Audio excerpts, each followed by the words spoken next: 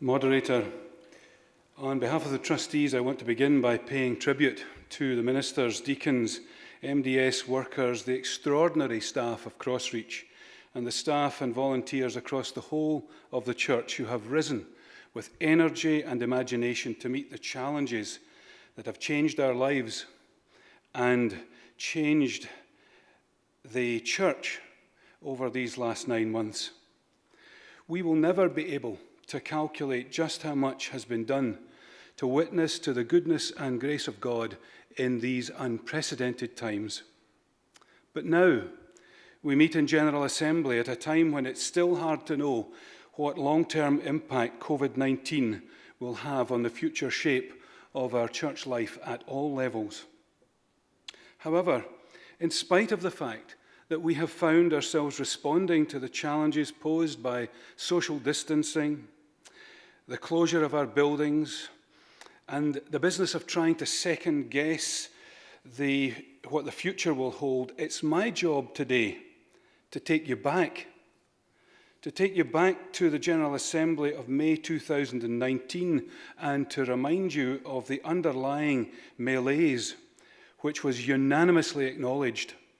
The list of issues to be addressed included lack of budgetary discipline, duplication of efforts across departments, structures and staffing levels appropriate to the church we once were and not the church we are now, a need to disentangle the development of policy from the efficient implementation of necessary work, an acknowledgement that the current configuration of charges, ministries and buildings requires a radical overhaul, and with this an urgent need to reform our presbyteries and equip them to support the local church in ministry and mission shaped around the challenges which we are facing today. We have made a start. We have changed our council structure, and we have been developing a new way of working with a faith action plan which will incorporate the whole work of the church. But the trustees wonder if we have done enough. So we are also asking for the liberty to consider more effective and efficient ways of setting our priorities, funding the essential work we have to do at every level, and working smarter to be all that we want to be as a church. That might mean holding to what we have, but equally it might mean further coordination across the forums and across other agencies of the church. In any event, there is a need to better understand the relative responsibilities of the trustees and the forums, the nature of their relationship to one another and to the General Assembly itself.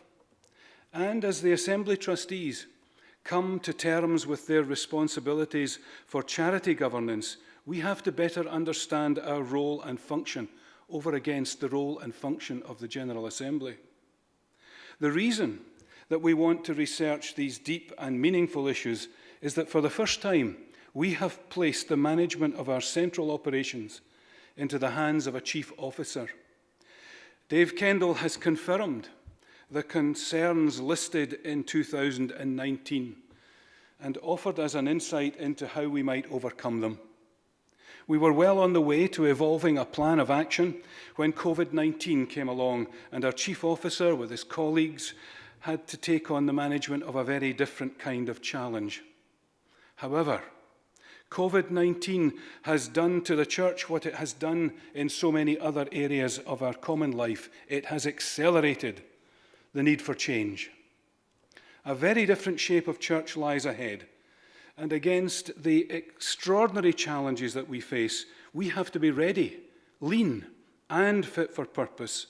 We cannot go back to old ways. Dave Kendall has made clear the stark reality of our situation, and with your permission, moderator, I am going to ask him now to give his State of the Church analysis. His message is a message of hope if we pull the right levers of change.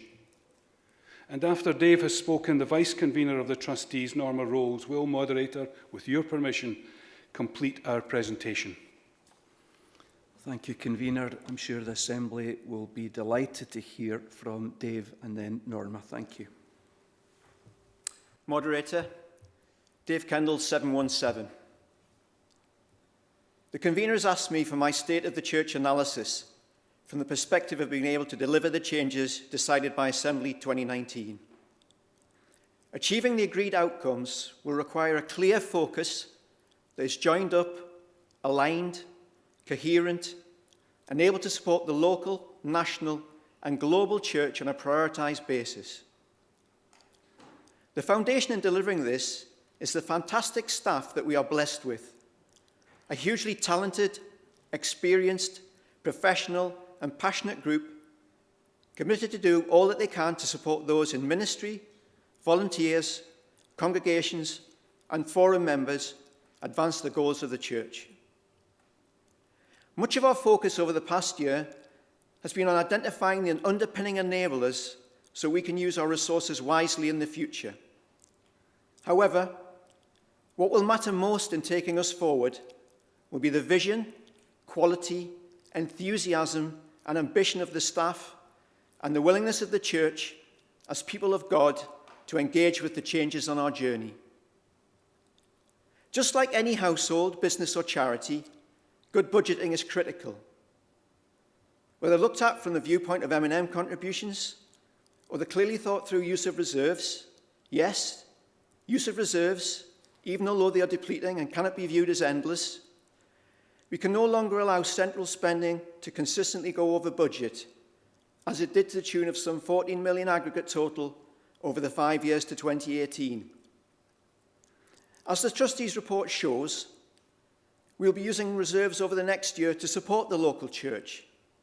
But this makes it even more critical to be sure that spending, other than on stipends, ministry, and salary costs, is focused on the essential, and that what is non-essential at this time, or truly peripheral, is stopped and put to one side. We have a duty to make the very best use of the sacrificial giving of members and congregations. This is not just about financial numbers. It demands more effective oversight, stronger governance, robust accountability, streamlined infrastructures and processes, learning from our own and others' experiences, high-quality internal communications, and performance management and coaching. I would like to focus on three things that I believe are enablers to effective change. They are our values, the Faith Action Plan, and the Operational Plan. First, we need to be committed to each of our 6 National Office values in all that we do, and they should inform our attitude to working together. Grace, integrity, respect, professionalism, collaboration, and innovation. Second, the Faith Action Plan, a significant effort which will continue to develop and is there to help us answer the question, what are we here for? The key element of the plan is inspirational leadership. Whether this be in our congregations on a Sunday morning or online, our interactions with the outside world, our political voice, or how we communicate. The plan will help define how we can achieve this. As an increasingly smaller but still powerful body, we need to integrate all aspects of our work through positive, enthusiastic, inspirational leadership at every level of the church. As the church's vision statement indicates, we are a church which seeks to inspire the people of Scotland and beyond with the good news of Jesus Christ. So the critical elements of our Faith Action Plan are worship, continuously developing to reflect the changing needs of society. Witness, focusing on priorities, new ways of working, and active stewardship. Nurture, faith formation and discipleship. Serving communities, supporting the local church and beyond. Partnering where we cannot make a significant impact or it's beyond our reach, capability, or affordability. Collaboration and relationship building. Training, a single integrated faith training program with a clear focus on targeted selection, inspirational leadership for worship, witness, nurture, service, and impact. I know that these all seem obvious, but without an overall plan, we will just continue to waste precious resources, personal and financial, in the duplications and inconsistencies identified in 2019. Finally, operational planning of our strategic goals and objectives. This will enable us to describe milestones and conditions for success and explain how or what portion of our strategic plan will be put into operation during a given period. We also need to understand how our future is impacted by the trends in congregational numbers, income and expenditure, the demographics of our population of ministers, and the numbers of congregations and buildings. If we don't analyse all of this collectively, it will not be possible to make robust, high-level decisions in support of the local church. By doing this, we can define clear, tangible objectives to achieve the transformation we yearn for. What I aim to bring with the support of the National Office team is a balanced view that is firmly based on both my business experience and the enthusiasm and faith that I try to bring as a worship leader and elder in my own congregation. People ask me if I see a positive future for the church, and the answer is a resounding yes. Moderator, Norma Rolls, 714. If you are here as a commissioner or simply watching at home online, and if this is the first time you've come across Dave Kendall, I hope that you now understand why the Assembly trustees felt that their prayers had been answered when they were looking for a chief officer with a successful background in transformational change. A large part of the trustees' and the chief officer's responsibilities involve financial oversight. You're asked to receive the 2019 report and annual accounts. Please do read them too, as the figures and the text together provide a clear explanation of our difficulties. As a result, we are reluctantly recommending putting the establishment of the Growth Fund on hold. We're recommending a reduction in congregational contributions of 18% for 2021, appreciating that this will transfer the burden of risk in our finances onto our general reserves. For some, this may be good news, but we're acutely aware that others will still find this a huge challenge, and we hope that presbyteries will take this on board while we await the final report from the M&N Review Group. We are targeting a reduction of £4 million in total in the budgets of the Faith Nurture and Faith Impact forums. In this, the trustees are acting on the instructions of last year's Assembly to reduce the cost of the central administration by some 20 to 30%, as well as eliminate recurrent budget deficits. £4 million may sound like a lot of pain, but we will have further to go if we are to meet the demand that we placed upon ourselves last year. The trustees are at one with the Church of Scotland vision statement and the 5 marks of mission, which together underpin the Faith Action Plan framework.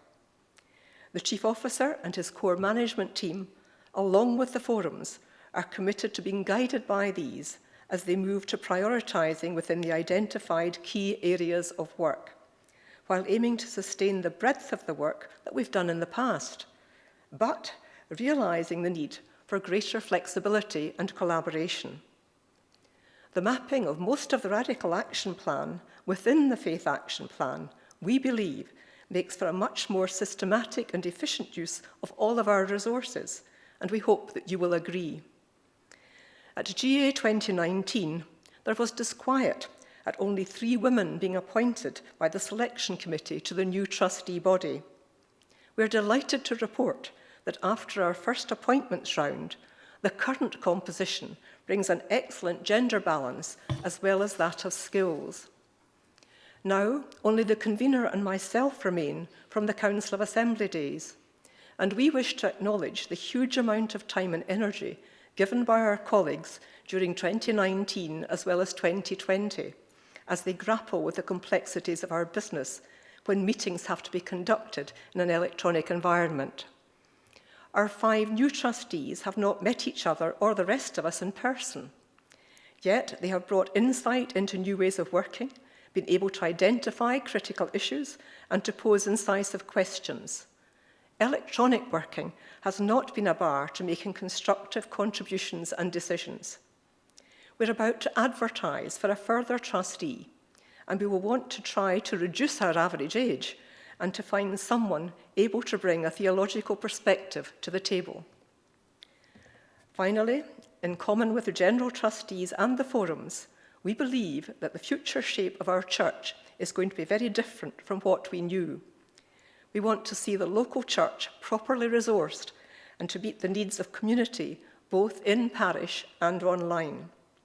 So we have identified as a priority the need for a new and robust approach to presbytery planning. This will be accompanied in time with realistic assessments of how many charges, ministries and buildings can reasonably be supported in order to place the Church of Scotland back on a growth curve. Please join us as we work towards fulfilling our vision. Moderator, this completes the submission of our report, and the convener will move the deliverances. Thank you, convener, and to Dave and to Norma for the various contributions. We come now to the deliverance. Let me explain to you. Questions. I meant to explain to you how we are going to handle the questions. Very helpfully, as you are submitting requests to speak, you are letting us know to which part of the deliverance that you want to address your comments or question. And so that will allow me to bring you in the correct order. We have, though, a number of you wanting to speak to the report as a whole, or to ask questions at this stage, and so I'm going to take these first of all. I'm going to call for Aaron Stevens, followed by Bethany Pringle, followed by Johnny Clipston. These would be the first three. And I'm saying that so that our tech team can queue up the relevant people. Aaron Stevens, name and number, please, Aaron, and then bring your question. Thank you. Moderator, thank you. Aaron Stevens, 695. My question for the Assembly Trustees is from something that's not mentioned in their report as far as I could tell, but which came up several times in the Assembly Trustees updates. According to the Assembly Trustees updates, the trustees are seeking to vary the terms of the salvus and bequest. What specific changes are the trustees seeking to make? Before the convener responds, Aaron, let me thank you for the brevity and the preciseness of your question. And if we echo that through the day, it will help us move along quickly and efficiently. Convener. Thank you for the question. Usually when attempts are made to... Name and number. Name and number. Thank you. John Chalmers, 430. Usually when attempts are made to revise trusts that have been set in time, it's in order to increase the possibility of their use, but always within what was the spirit of the donor. I can't answer the question specifically. I can say, however, that the question of revising the terms of the salvus and bequest was already on the agenda when I was convener of the World Mission Council this time last year, and we are awaiting an opinion from the Procurator before we begin discussion about how the terms of the bequest might be changed, and even at that point the process towards change will be quite significant and will involve a number of hurdles, not least consultation with the Faith Impact Forum. Thank you, convener. Bethany Pringle. Thank you, moderator. Bethany Pringle, 745. How has and how will the voice of the under 40s help to shape and support the Faith Action Plan? And will there be a commitment to include representation of all ages and to be clear about where this is happening and how this will be achieved? Right. With your permission, moderator, I think I want to ask Dave Kendall to address himself to this question. It's one that he has been dealing with quite specifically, especially in relation to the work of the Faith Impact and the Faith Nurture forums, and an analysis that this is a must for the church to consult as widely as possible and to include the face of the under 40s, indeed the face of younger generations in the work of the church. And yet we know that there's such an absence of those people already within our church. So it's not an easy one to address. But Dave might just have a few interesting things to say in response to this.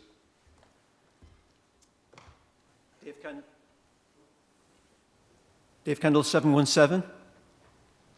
Yes, we are going to address this, I can promise you that. The Faith Action Plan was built around the work of the 4 councils, which I then took to both of the forums to discuss with them to make sure I got their clear position. In terms of the youth involvement, I've already set up a focus group of young people to help me with this, which we'll expand on. And the moderator and I also went and spoke to the COSI team about some implications of this. So we will be developing that. I'll be working with the forums. I've got plans to meet with the youth workers across Scotland to see what their take is on it all, and I'll do everything I can to engage. But one of the things I have to do, which I've done lots of since I started, is listen. You have to listen to the voices of everybody across the church to get the inputs, and then to take it forward together. So I can promise you, yes, we'll involve the youth in it.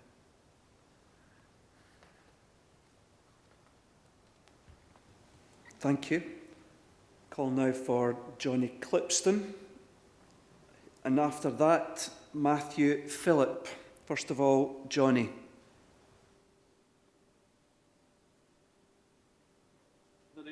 Johnny Clipston, 535. Can I start by thanking the Assembly Trustees for the amazing job they've done in such a short space of time. I read with interest the report, especially the sections relating to ministries and mission. And as a minister who was ordained at the start of the year, the church's average monthly income is just under £10,000. I tried to work out the maths. That means we've been paying over £7,000 for 10 of those months. I welcome the proposals outlined in Annex 1 to the report, and I await the final report to Assembly next year. Subsequently, during lockdown, we have been one of the many churches who have not been able to keep up with our ministries and missions payments. And although I am heartened to see that the cumulative figure is 1.4 million, a lot less than we were initially concerned it could be, I welcome the proposals to reduce ministry and mission payments by 18%, and I note that under section 14 of the report, that this will help congregations to catch up on underpayments. My concern is that these underpayments are recuperated in a way that is fair to the many churches who have strived to maintain their contributions, but also practically feasible for those congregations who have a deficit to make up.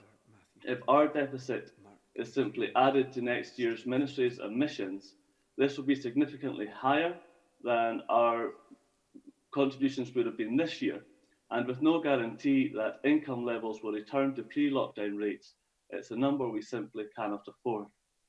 Moderator, my question is this: what is the proposed method of recuperating these underpayments, and can we have an assurance that this will not put struggling congregations under undue financial stress? Moderator, do you want my number again? Chambers 430.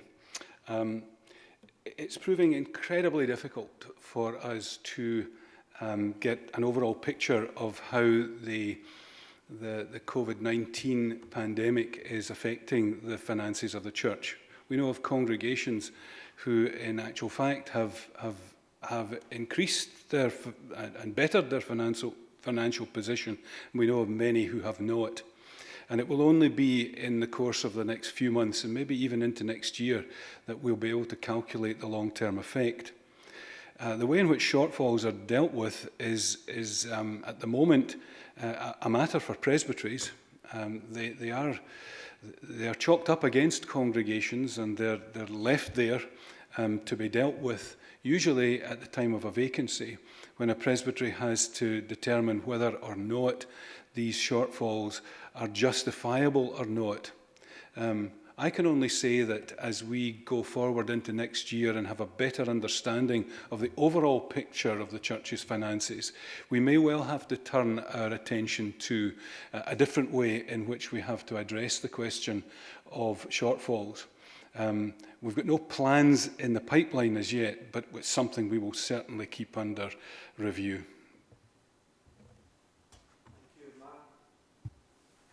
Thank you, Matthew. Philip?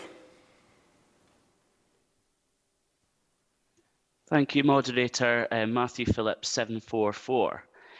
My question is, why have the committee put the focus on the under-40s part of the Radical Action Plan under the new ways of being part of the church stream? And as a result, does this mean it will lose its impetus, budget focus and breadth? Thank you, Moderator.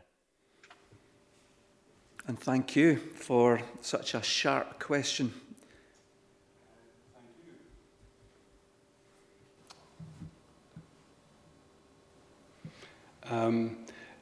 In actual fact, we think that by mainstreaming this work and placing it into the heart of the Faith Action Plan and not leaving it as an optional stream within a separate radical action plan, we are in fact ensuring that it's properly budgeted for going forward. And I think there are a number of things that fall into this category. By leaving them to be on a separate line, we leave them vulnerable to changes in budget, changes in circumstances. By building these things into the heart of our work, we ensure that they become a part of the heart of our work. And that's the purpose of the Faith Action Plan. Thank you. Call for Mark McEwen, 234, and after Mark it will be Stuart Fulton. Thank you, Moderator. McEwen, 234. My question's in presbytery planning. Robust plans can meet rigorous opposition when a presbytery seeks to implement them. Congregations may not be willing, and even when they are willing, triggers in the plan may take years to come about. How do the Assembly Trustees envisage presbyteries overcoming these barriers?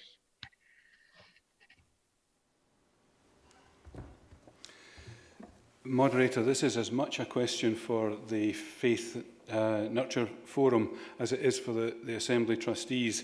The Faith Nurture Forum is working on a toolkit to help presbyteries deal with presbytery planning in more robust ways. We have one or two ideas that will go into that toolkit, which we think may well help presbyteries to unlock some of the very difficult circumstances.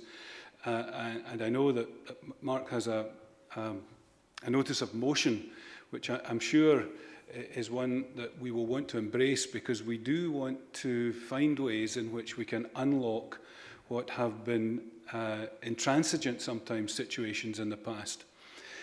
But having said that, I think we have to acknowledge that within the scope of what the Reappraisal Act allows now, and within the gift of ministers and congregations of the church, if we realise the obstacles and the difficulties that we are up against, and we are prepared together to buy into change, then all of the tools are already there that we need. What we need to go with it is the willingness of people in presbyteries and in congregations to get real about the way we have to shape the church going forward. Thank you. I'm called Stuart Fulton. Now, Stuart is the last name that I have wanting to speak to the report as a whole. After that, we will then move to the Deliverance, and I will introduce you as you have asked to speak on particular sections. First of all, Stuart Fulton.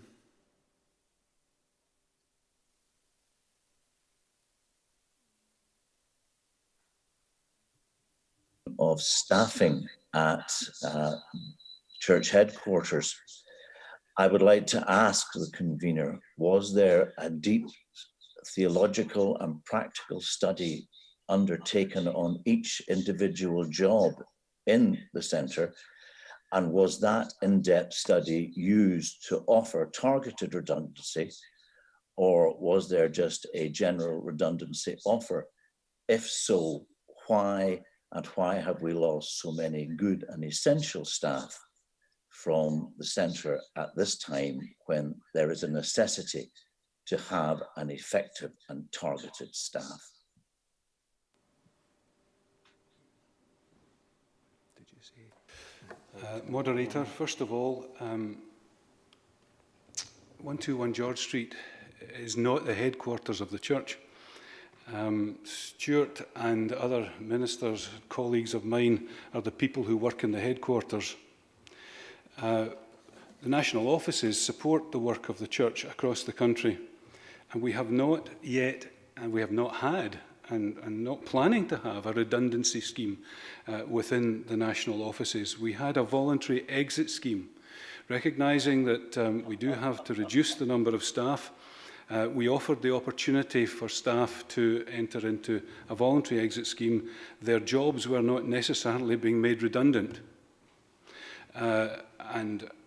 Indeed, some of these posts have to be filled, but they will be filled by an emerging flexibility in the way that we work nationally. They will be filled in the main by offering posts that will be advertised internally, and there will be the movement of staff from one place to another, or there will be the opportunity for staff to take on responsibilities across a wider range of issues. We mustn't get the idea that the church is only interested in things where there's a dedicated desk or a dedicated job that goes alongside that particular piece of work.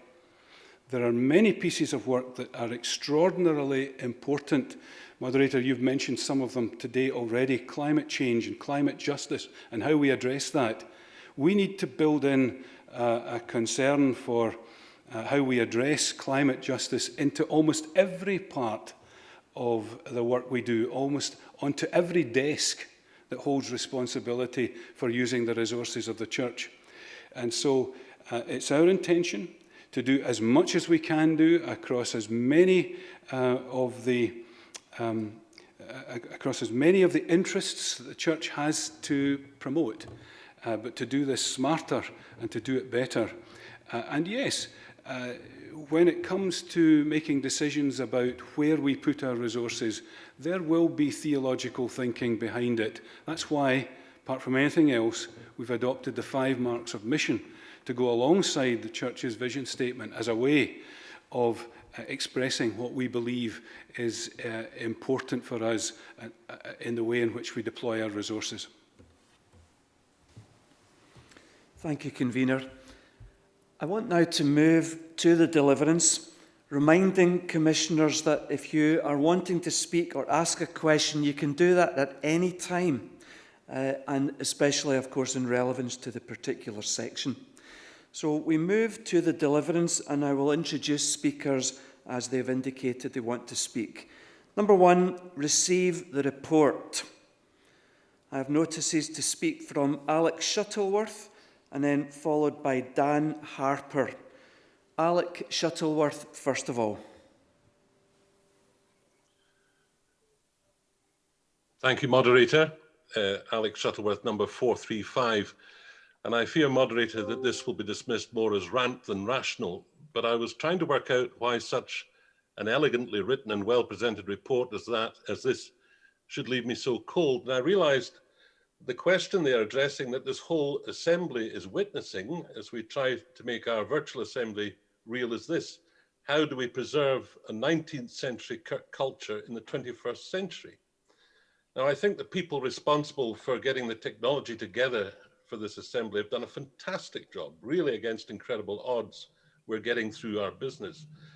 But this whole assembly becomes a metaphor for the faded glory of an establishment-minded organization with a culture of hidebound legalism protecting a theologically pure vision of ecclesiastical governance upon which today no one in their right mind would organize a church.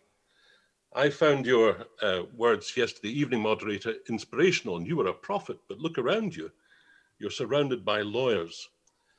I have since May been convening the transition group that's bringing together the three presbyteries of Dunfermline, Kirkcaldy and St Andrews into one presbytery of Fife. And I came to the conclusion that without restrictions imposed upon us by the pandemic, if we tried to organise face-to-face meetings across the kingdom, it would not have been possible. We've been forced to model a new way of working, and as a result, we have a chance to bring into being on January the 1st a presbytery, which is a mission-focused forum.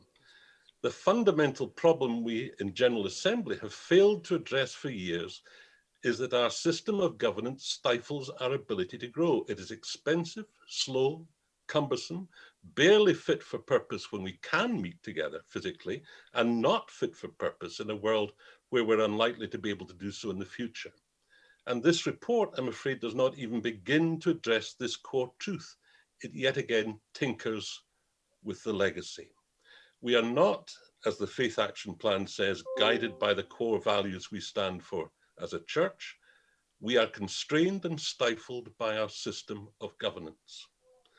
Moderator, we cannot rumble our feet, but perhaps we can go to the Zoom window and raise our hands. Thank you, Alec. Convener, do you wish to respond or not? Moderator, there's not much that's been said there that I disagree with. And I'm sorry if that doesn't come across in the text of our report, which may be rather cold print. But in what I said in my introduction, the need for us to think about relative responsibilities that belong to the trustees and the forums, the nature of our relationship to one another, and indeed the relationship between the Assembly trustees and the Assembly itself, and the extraordinary piece of work that the Assembly Business Committee has to do about the revision of the way in which the General Assembly is convened and what it's for. These are right at the heart of what we're wrestling with as Assembly trustees. I'm sorry it's not in the cold print, but Alec has hit a nail on the head that I'm sure will be resounding with a lot of people, that there's a dissonance between what we want to achieve and the strictures we've put ourselves under in order to achieve it. Thank you. I have further names to speak on. One, these would be Dan Harper, and then we'll call Barbara Sushanik-Seitz and John Christie in that order. First of all, Dan Harper.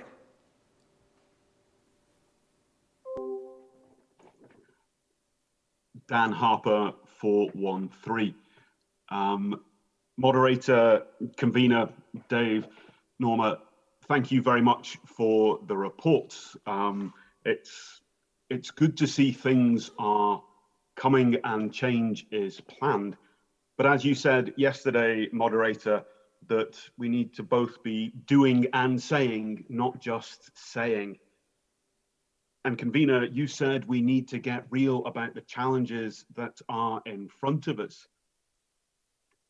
I come today speaking on behalf of the conveners of Presbytery planning groups in Angus, Dundee, Stirling, Dunkeld and Meagle and Perth, as we all work together to the new presbytery that will encompass us all. And we all broadly welcome what is said about the presbytery plan by the Assembly trustees. Modernisation is important, and growth being driven locally through visionary evidence is also important, but this needs to be done with a robust and sensible presbytery plan. We know we need to reduce the number of buildings and charges, and we know that this is hard, but to be able to deliver effective presbytery planning locally, we need to know what we are planning for. We need to know what we are looking at and the constraints we are working in. Over the last few years, we've been talking about what numbers might be and advisory. but that leaves too much wiggle room. So to allow for our presbyteries to continue to plan for the future together, when is it estimated, convener, that we will get the actual figures that we are working towards?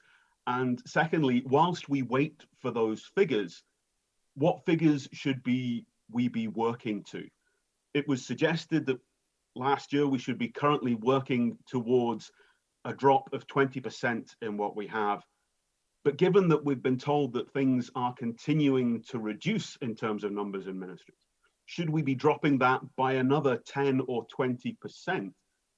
That is looking at an overall drop of somewhere in the region of 30 or 40% to the numbers in our current plans, or even the column H that was given in the 2018 page 36 report.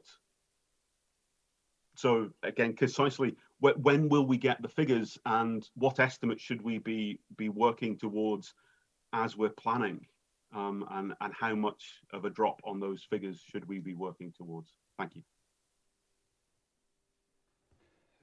Moderator, that's a very, very significant question, and I'm looking at in two directions to try to unpack what lies in answering that question. I'm looking over at the Faith Nurture Forum folks who are as we speak, working on, we didn't have the time to complete our work on the operating model before this assembly. We were working on it when we turned our attention to getting organised for this event today. So Faith Nurture Forum is working on that, and the General Trustees too are working up plans on how to deliver the Well-Equipped Spaces programme. And the combination of the two of these things will help us to understand better how many buildings, how many ministries, how many charges we really can at this time afford, and we really can at this time plan for. I would always, however, put this proviso on that at the moment when we talk about planning around the budget we have, we mustn't get stuck with the idea that this is what it has to be forever. If we can bring this church back onto a growth curve, then we can dream of planting new kinds of churches. We can dream of all sorts of new ways of being the church. At the moment, however, we have to make the most of the resources we've got, and we're working on trying to give presbyteries a more concrete view of what they should be planning around in terms of numbers.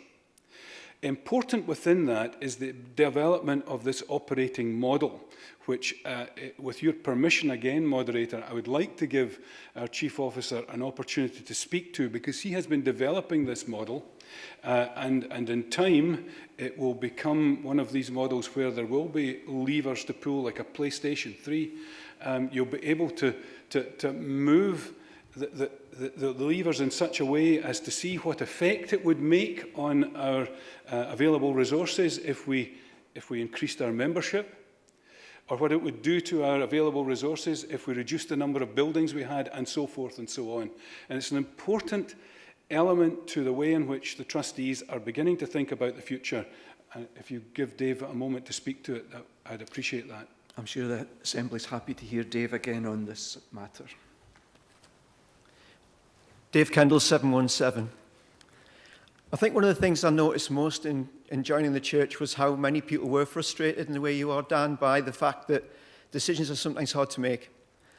One thing that struck me was that I could see lots and pieces of the jigsaw puzzle, but I couldn't see them joined together.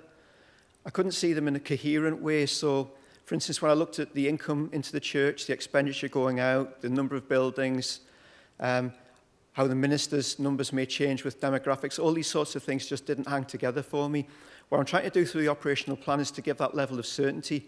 Looking forwards, the predictions I've got at the minute are very much based on what the church's models currently look like. But what I want to start doing is get mitigating things in place so we start addressing those things instead of accepting them. I think that's the move I want to make more than any other. So John Chalmers is correct in saying that there are things we can do about a lot of these areas and we need to action them. But the decisions have been hard to make because they were siloed in many different models. So by having one model, which actually I did plan to bring and try and demonstrate today, we just thought that would be a bit ambitious given everything else we've got going on. But I really do believe this model is going to help us to take these decisions going forward and give you and everybody else out there the sort of certainty that you need.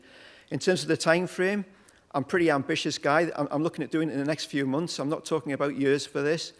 And it will keep maturing as we get more and more criteria in place and things to address the challenges that we've got. So pray for me, but I honestly do believe we can get this full jigsaw put together and actually allow us to take those forward steps we need to make. Thank you, Dave. Barbara? Sorry, could I just very briefly add that I think that the Faith Nurture Forum, together with the trustees, will be thinking about some form of webinar for Presbytery planning conveners and those who are trying to deliver this, so that we can share the operational plan and so that we can share some of the ideas that might be in the toolkit. Thank you, Convener.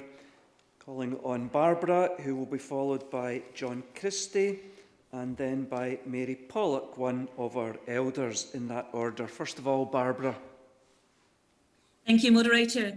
The Church has Barbara, made a commendable... Barbara, number please, thank you. Oh, sorry, 152, Barbara Suchanek Sides. The Church has made a commendable and compassionate effort to save money, I think, by furloughing one-to-one staff. And can I just ask what impact that has made? And also if the Church has considered to furlough ministers as well, who on a voluntary or rota basis, who might have appreciated a break, and would you consider extending any further government scheme to ministers? Thank you very much.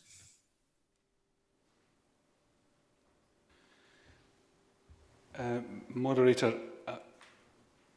first of all, I think in answer to one of the specific questions in there, I think that the furlough scheme, we were concerned about what the unmitigated effect of COVID-19 would be on the finances of the church. The government scheme was one that many charities took advantage of in order to preserve jobs, in order to preserve resources, and somewhere around £1.2 million, I think, is the 1.3 million now, has been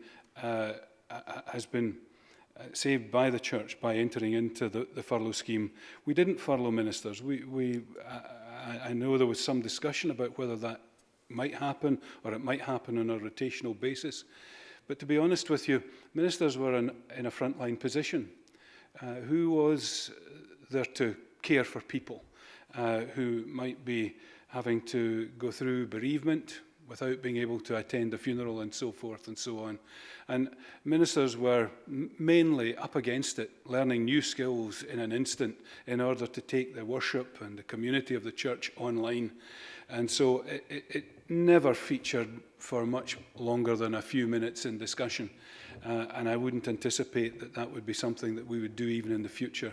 But we will continue, if necessary, and if it's wise to do so, to take advantage of any future schemes that the government may roll out, because we do have to mitigate the circumstances, like everybody else, caused by COVID-19. Thank you, Convener. Going to hear from John Christie, followed by Mary Pollock, and then I believe Norman White. And after those contributions, we will move to vote on one and then proceed to the remainder of the Deliverance. John Christie.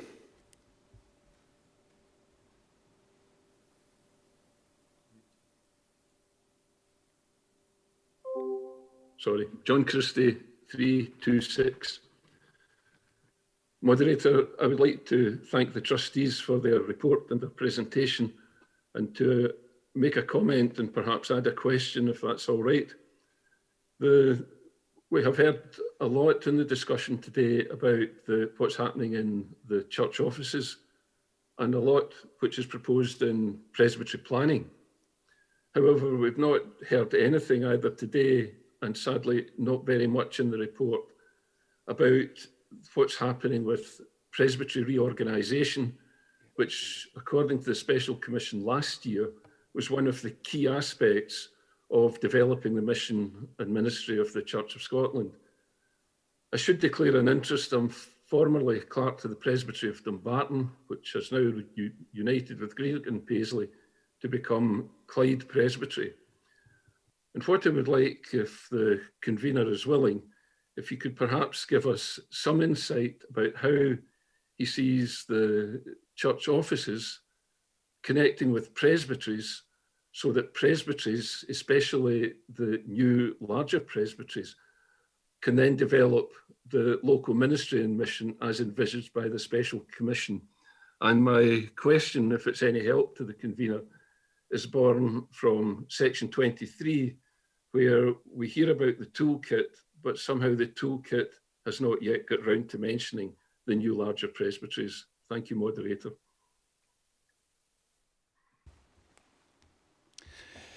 Thank you, John. The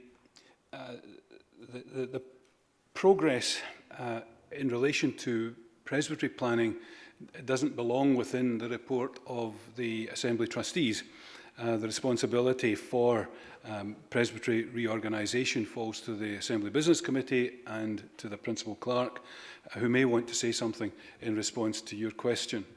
In particular, you ask about the way in which the relationship between the central or national offices of the church and presbyteries, in particular in relation to presbytery planning, is going to work out in the future. I have to say that in the early discussions we've had about the way in which presbytery planning might be conducted going into the future, we have always had in mind that the best places to start might be within these new presbyteries as they come on stream.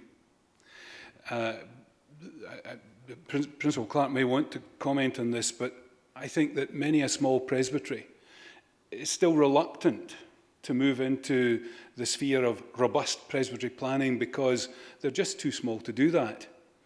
But with the opportunity now arising, seeing these larger presbyteries starting to come into being, there becomes a greater, in my view, opportunity for the Faith Nurture Forum, the Presbytery Planning Task Group, and the General Trustees to interact with those new presbyteries who have new reasons and very good reasons for wanting to rationalise the way in which local church is configured in order that they can, in fact, restructure the local church for mission.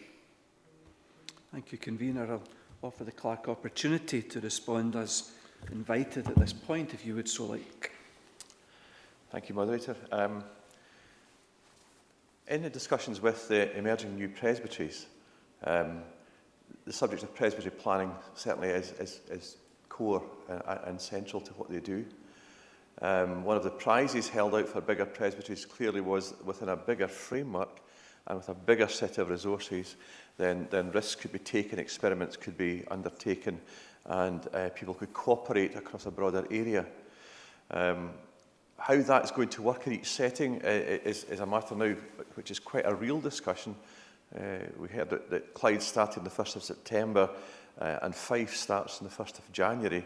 And I would expect that rolling forward to the next General Assembly, there'll be other new presbyteries emerging, and they want, as they emerge and take up their forms, to have discussions about how they're going to work, what they're going to have responsibility for, how the budget will work, what they will do locally and therefore fund locally, and what they would expect to have a shared enterprise with the church nationally. I think for my part, there needs to be a cooperation and a constant conversation between the Assembly Business Committee, those of us trying to facilitate the discussions and support people, the Faith Nurture Forum and their staff. And I detect no sense that we're trying to compete in these things. We're trying to find ways in which we can all work together and bring our own particular insights to bear. Personally, I'm quite encouraged by the willingness of people to work quite hard, even in these times, and to continue meeting and talking about being the new presbyteries and stretching for a more hopeful future. The people in the North East and the group that was mentioned around Tayside are working quite vigorously on on the future, people in the southwest of Scotland, and indeed the southeast of Scotland. So that there's a lot of people engaged in the issue, and we are all conversing about how we might best join these things up. Thank you, Principal Clark.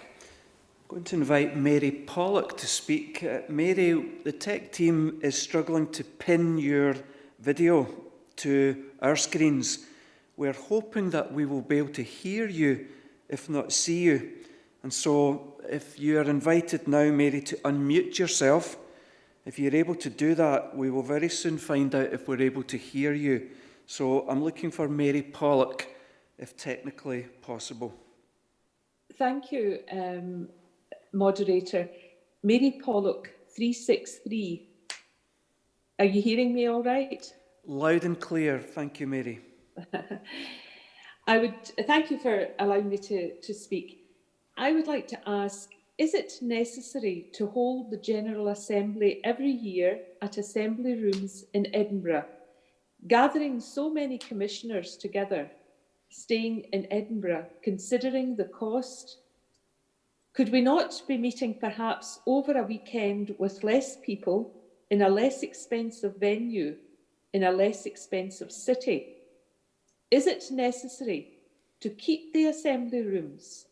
Would this not save a lot of money which could be used for necessary church work?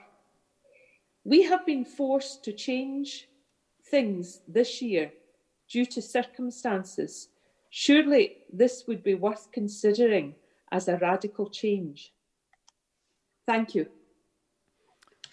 Thank you, Mary. And before I ask for a response, I'm sure commissioners will have noticed that between last evening and now, that so many more of the systems are working fluidly, quickly, and that the fact we were able to get Mary's audio there, if not her video, is a great tribute to those who are behind the scenes. You won't see them over the course of this General Assembly, but they're making it happen, and we're absolutely indebted to them for their efforts.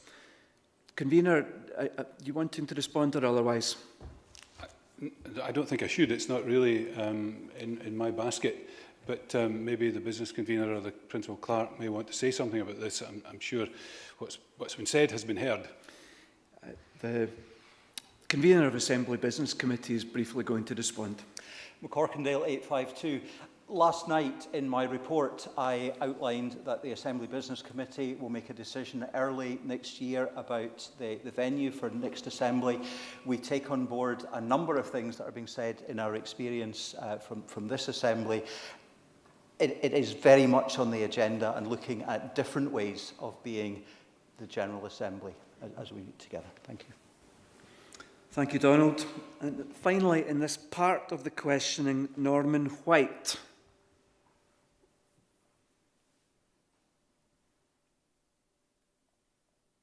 And about the savings in central costs of Norman, 20 to 30. Can you just remind us of your number, please? This is for 107. 107.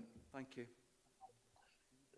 We see in the report of the target of reducing central costs by 20 to 30%, but also under the new way of presbyteries, the large presbyteries, there is going to be greater regional staffing. Can you tell us how much that will counterbalance the saving at a central level and what the net saving will be when you compare the two?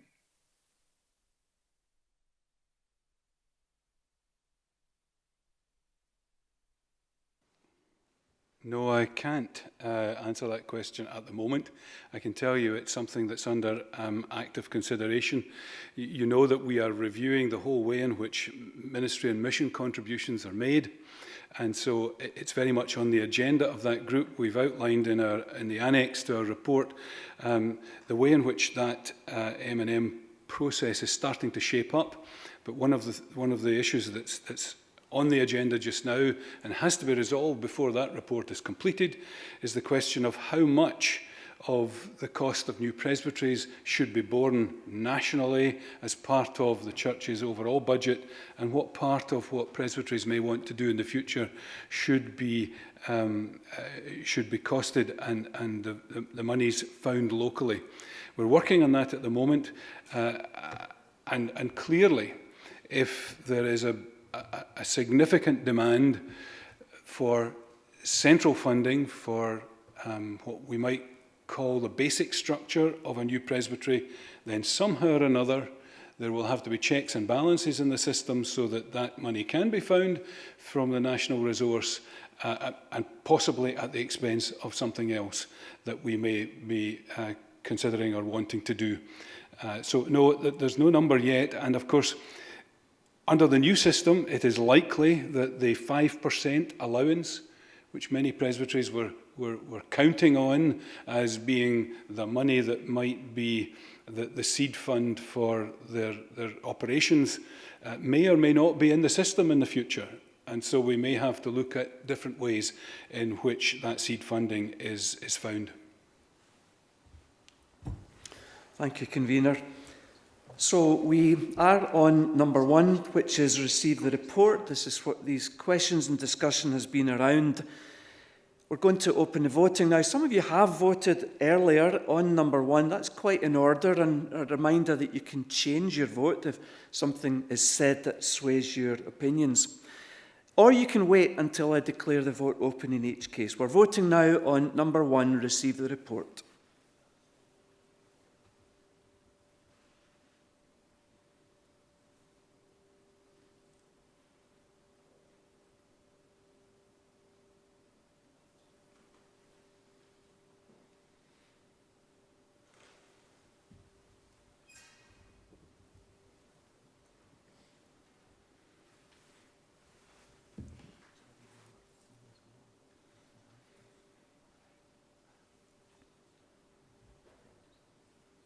It may be that the system is taking a while to register your votes, but I'm looking for some more of you to participate.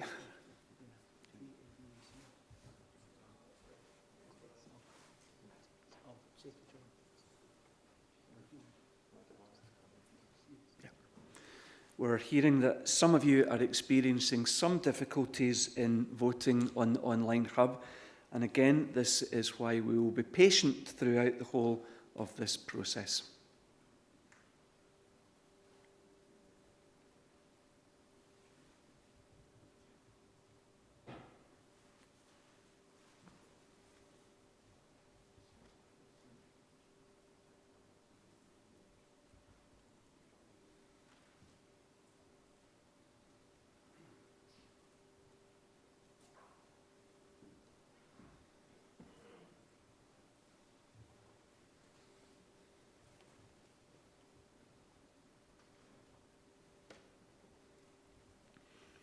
I have insufficient votes at the moment to declare it one way or other, and so we will be patient and allow those of you who are still trying to vote to do so.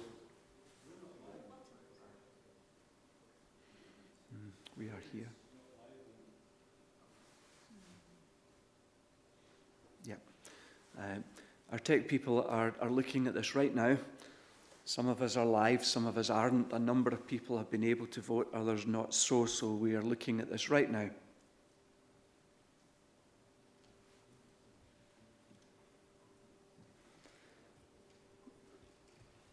And while we're doing that, maybe a wee encouragement to you that after we have done this and dealt with number 2 and 3, we will call a timeout to allow you to stretch your legs.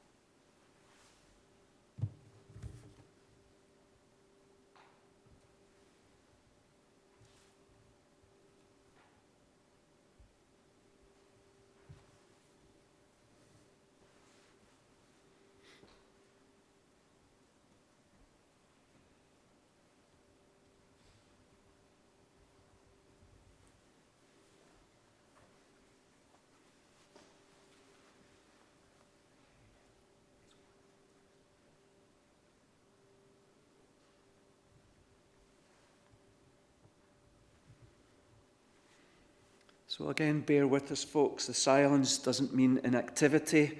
The very opposite. Those behind the scenes are working feverishly to get us back to where we need to be, technically speaking.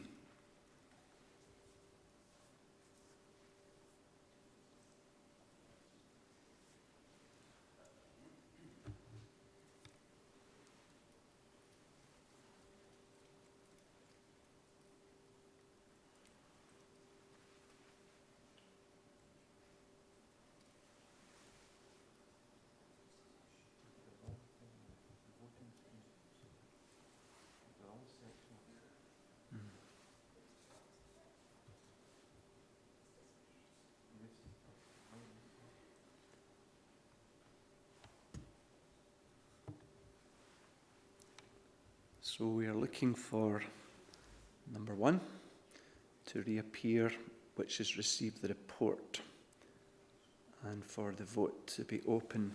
Technical folk are working hard to make that happen.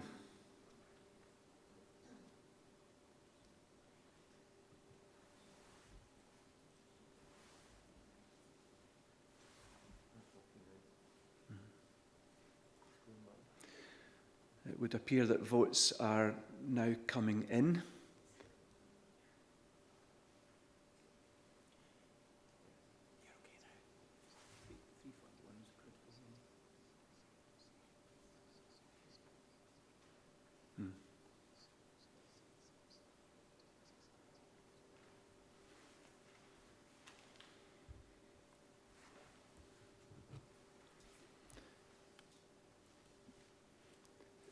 Now, I'm hearing that some of you are still struggling to access it, but I can access the vote, but I can reassure you absolutely that enough of you have voted and that number 1 carries overwhelmingly.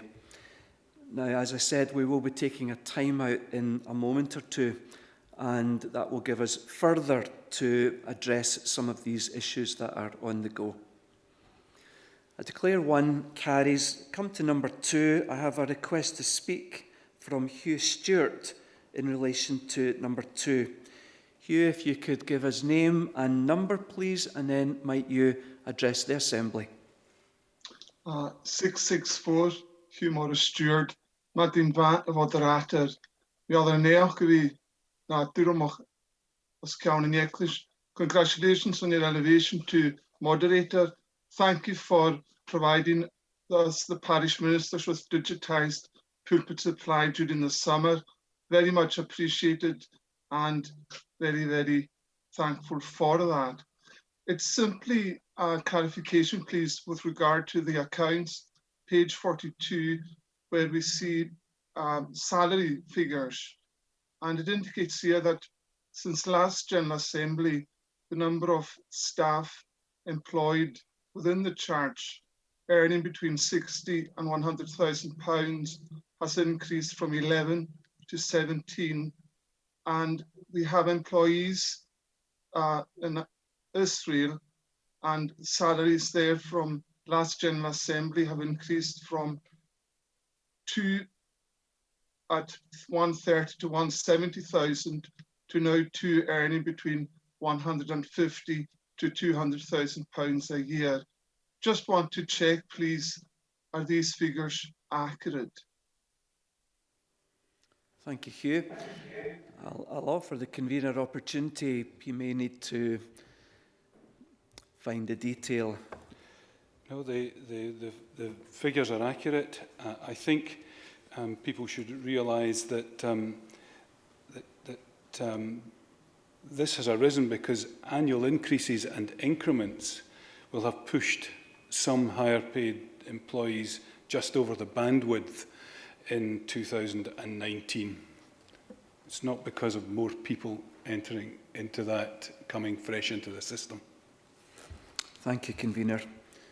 So no other notices to speak on this one. We therefore open the vote on 2, which is receive the 2019 report on accounts. Voting is open.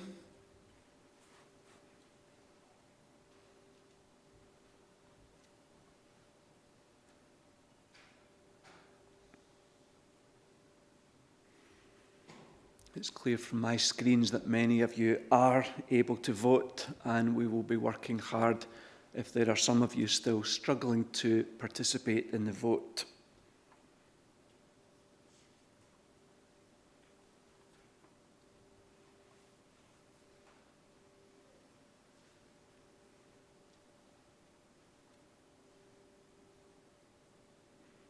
I declare to carry. Section 3 of the Deliverance. I have no notices of anybody wishing to speak. And so we move to vote on 3, first of all, Part A. Vote now.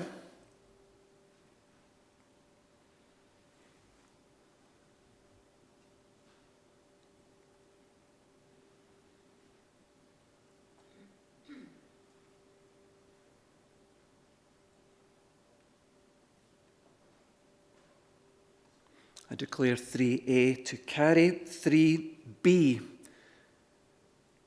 Voting is open for 3B.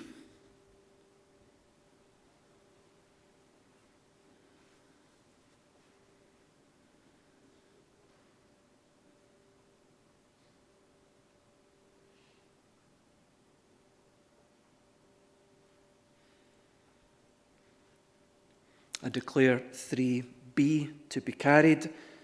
3C. Voting is open. 3C.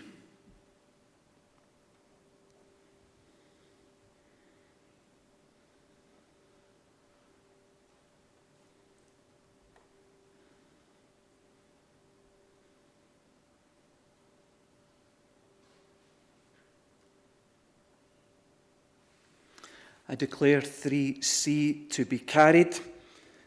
Thank you for your commitments this morning.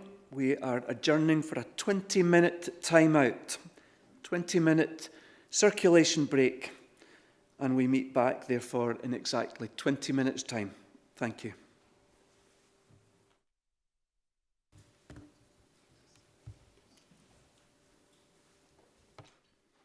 Eileen is 721. We are just finding her to promote her to the front.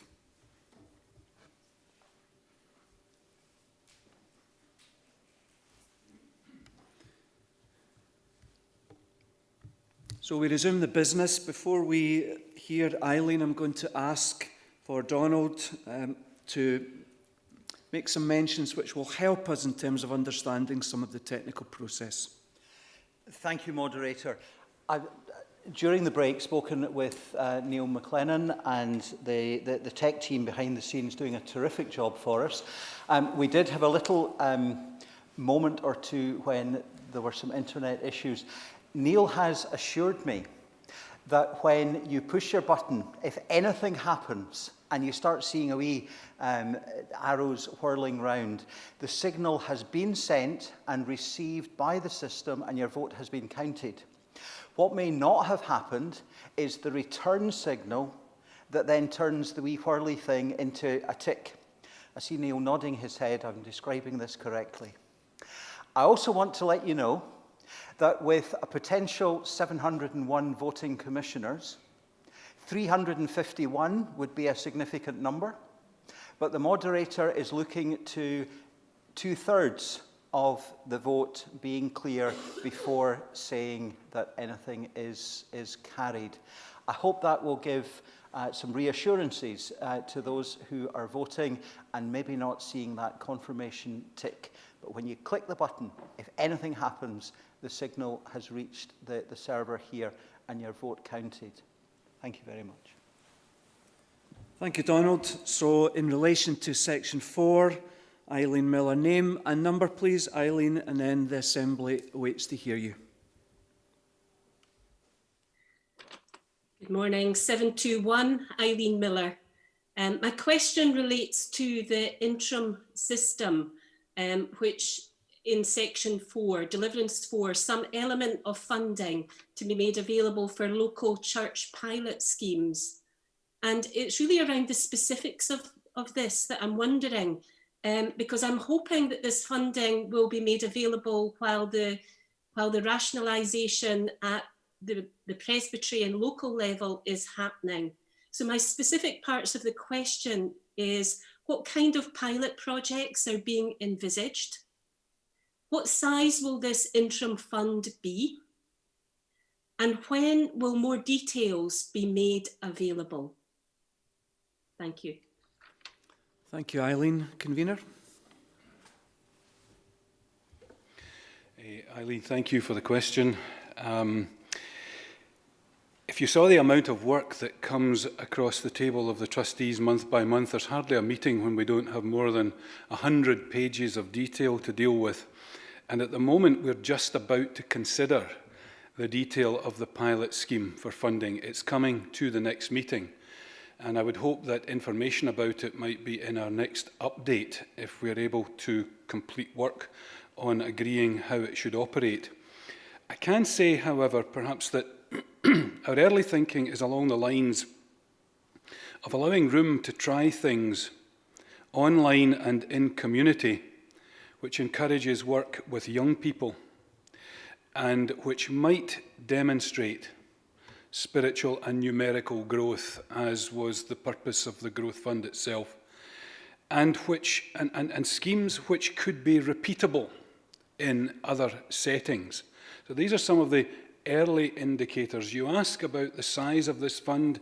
It won't be the size of the Go For It fund, never mind the size of the Growth Fund. But we hope that in this interim period, and it is just for an interim period, it will bring encouragement to those who want to try some new things that might inform us about how we could repeat those things successfully in other parts of the country. I'm sorry I can't be any more specific than that. Thank you, Convener. Going to open the voting on section 4 of the Deliverance. You may vote now.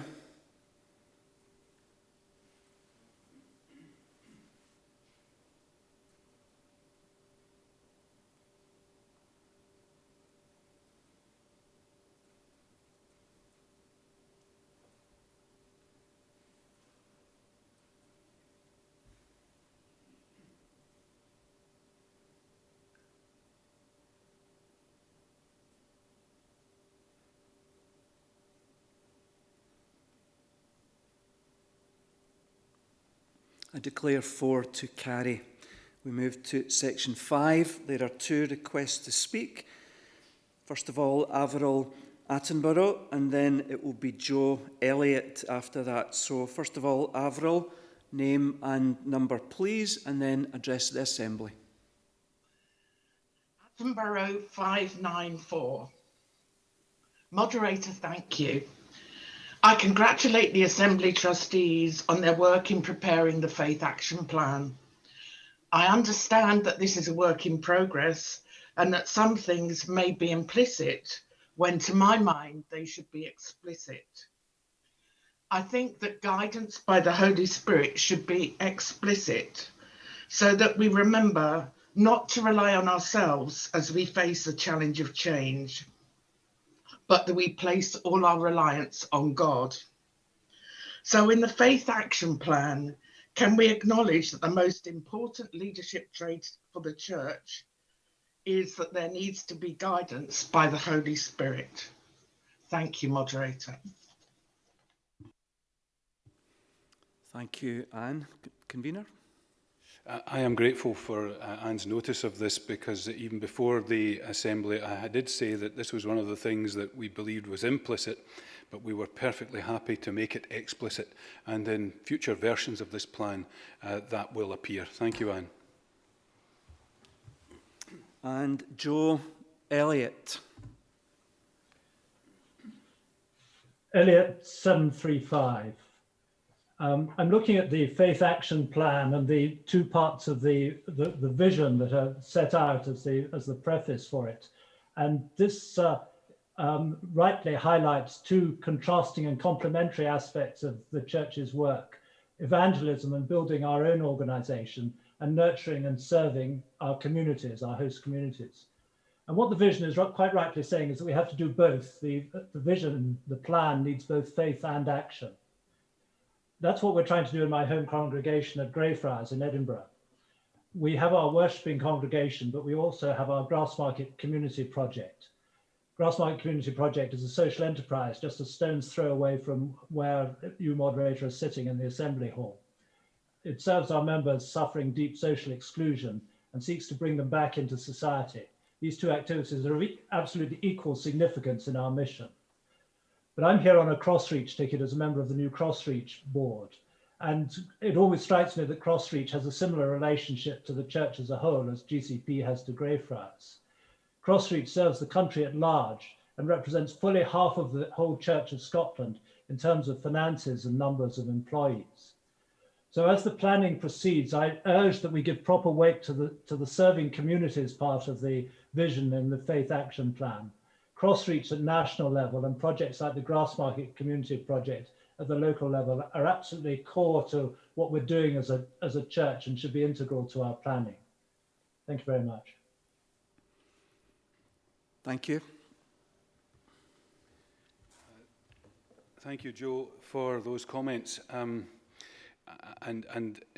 what you have said has been heard. Crossreach, as you know, was mentioned in a special way within the Commission's report last year, urging Crossreach to find ways of developing a business plan that made them sustainable, perhaps even at arm's length, to other operations within the church. And then, of course, along comes COVID-19 and it places Crossreach right in the front line. And what I would like to underscore once again is the church and indeed the wider society's huge gratitude to Crossreach and their staff for the way in which they rose to the challenge of keeping people safe during this pandemic. And of course, the trustees themselves, who had begun to interact with Crossreach about how they should be shaped for the future, were clear that this was not the time to bother them with great business plans to be developed at this time. Instead, we sought to support them through the pandemic, and we're hugely impressed by the leadership of Viv Dickinson and others at Crossreach. Now, as we emerge from this pandemic, we do have to think very carefully about the way in which Crossreach relates to the rest of the church, and in particular how it establishes a sustainable business plan for the work that it does, and that it establishes a correct place within the church for those parts of its work that absolutely must sit at the heart of our Faith Action Plan. And I do know that Dave Kendall and Viv Dickinson are in constant touch with one another about how, in fact, Crossreach and the rest of the church's work should become integrated. And so, although it may not appear highlighted in the Faith Action Plan, it is very much in our minds and in our conversations at the moment. Thank you, Convener. I'm ready to ask you to vote on Section 5 of the Deliverance. Voting is open on Section 5.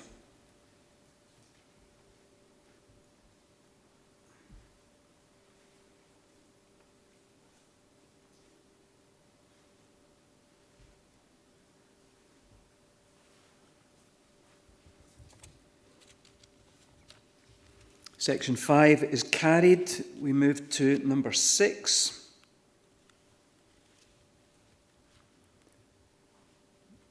You may vote now on number 6.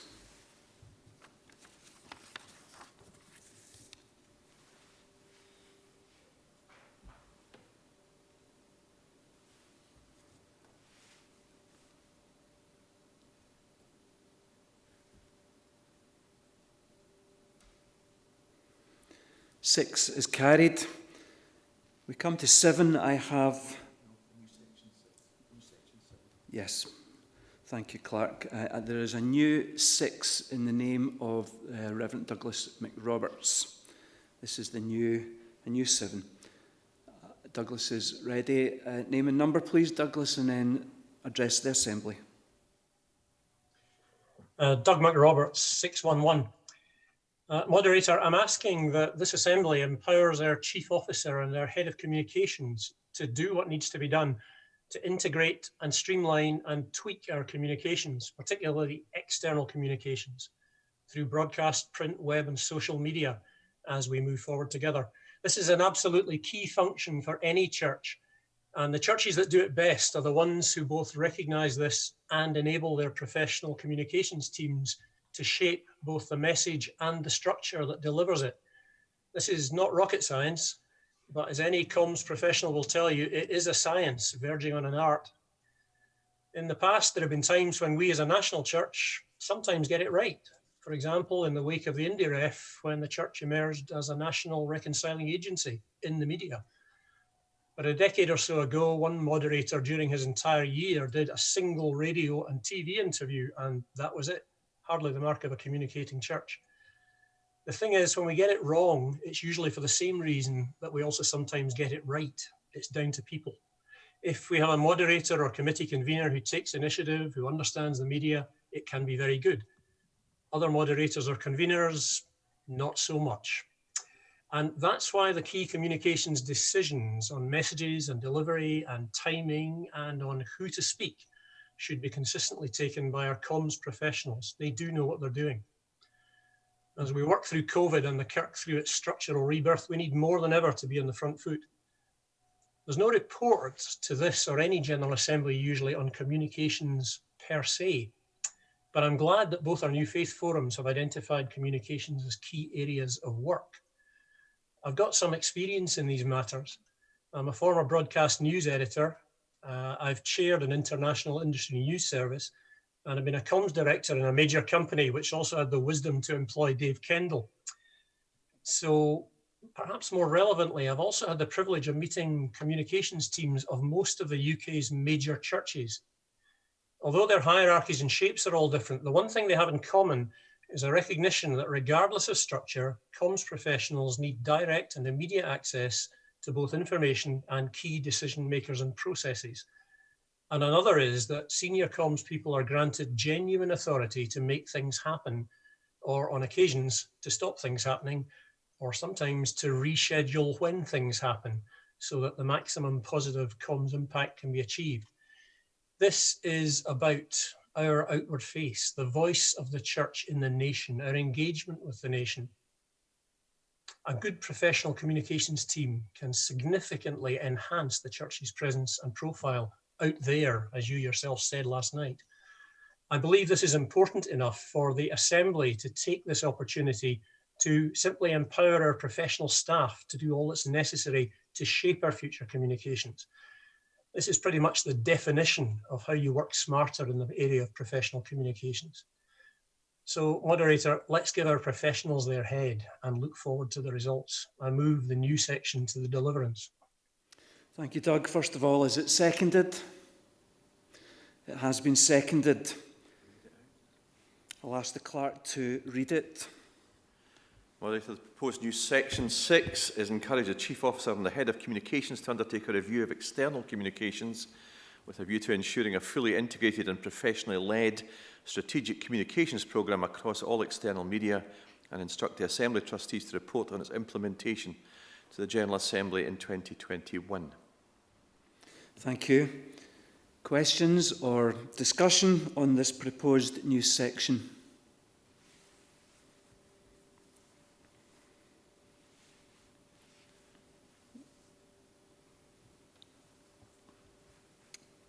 I have no notices.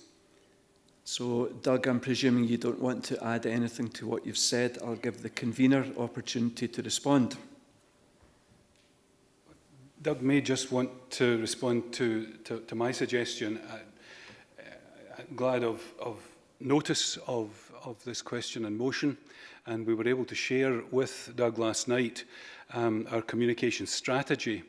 At the beginning of the pandemic, one of the working groups, action groups that we set up was one to deal with IT and comms, although it was already very much on our agenda because it's a matter that Dave Kendall holds to be one of the huge priorities. My only concern about Doug's motion is the instruction to report on implementation by May 2021. If you understand anything of the way in which work between assemblies happens, then reporting something by May 21 usually means finishing that work by January, in time to put it in an assembly report in March. And if Doug was happy that we would bring an update on progress to the General Assembly next year, then we will certainly keep it as high on the agenda as it is now. I'm happy to agree that, Moderator. Thank you. Thank you, Doug. So are we still voting or otherwise?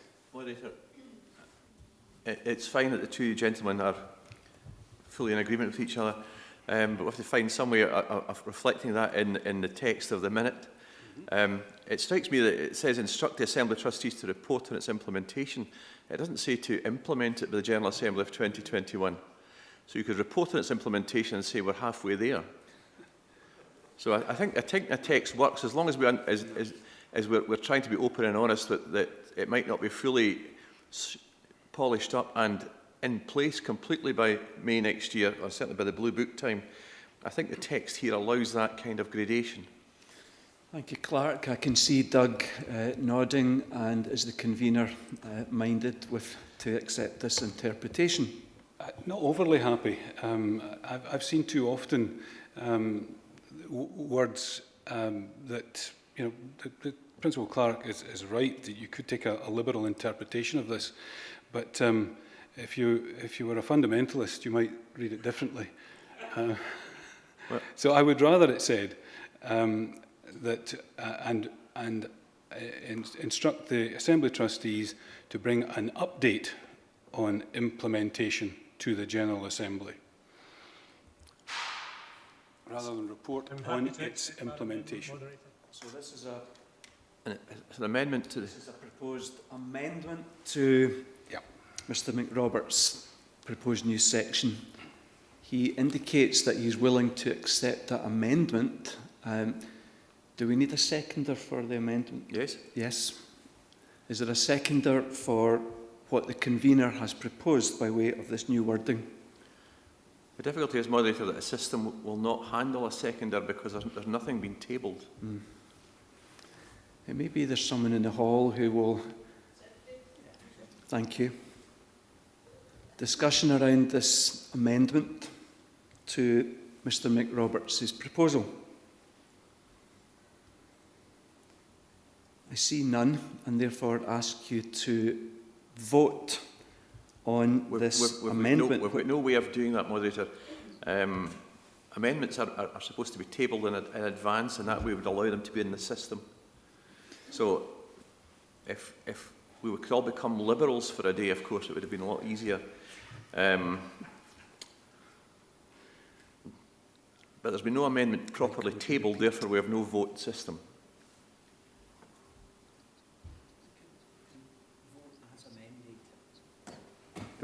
We can't vote in the amendment.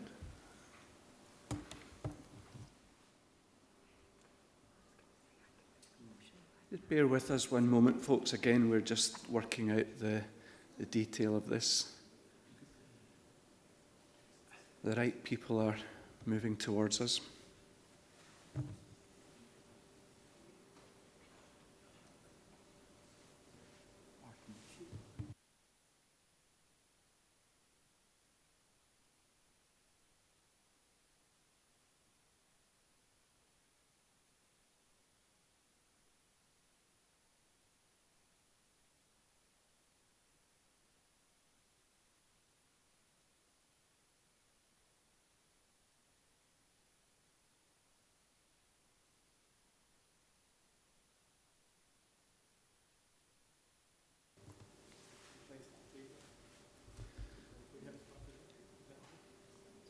So we are working live on making this amendment available to you to vote on.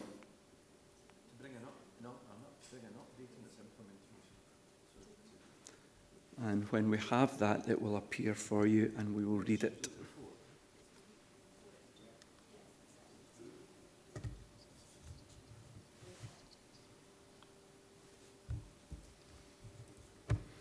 While that's happening, we have a point of order in the name of Alex Shuttleworth. And so we'll ask Alec to be promoted to the front. And Alec, bring us a point of order.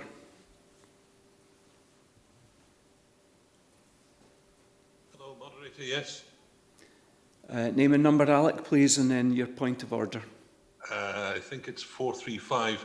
Just in an effort to be helpful, since nothing which follows from this is contingent upon it, can we not just proceed with the rest of this motion and come back to that when you've sorted it out at the table?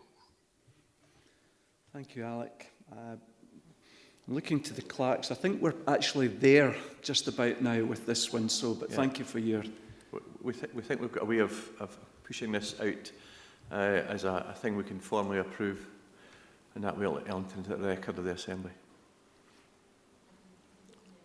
Vote an amendment. So just to keep everybody right, we had a proposed new section from Douglas McRoberts. The convener has proposed an amendment to it, and I am now seeing it on my screens. I hope you are too. I wonder if the Principal Clerk might just read the amendment for the amendment clarity. to Mr. McRoberts' new section is to delete the word report and substitute bring an update. Thank you. You vote now, please, on this amendment.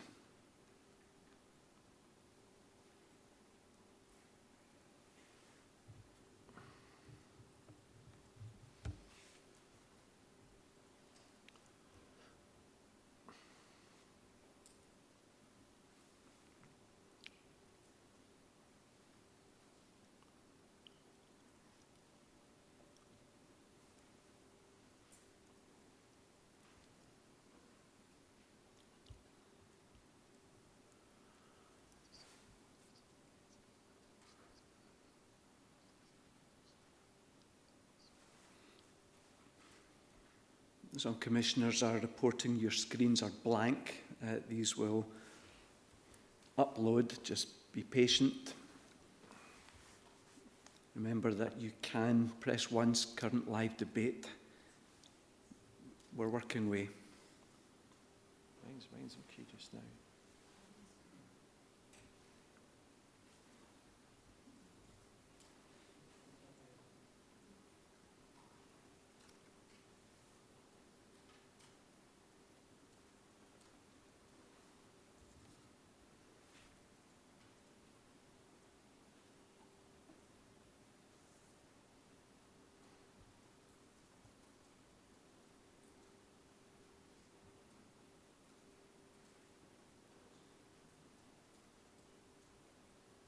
Screen back, Christy.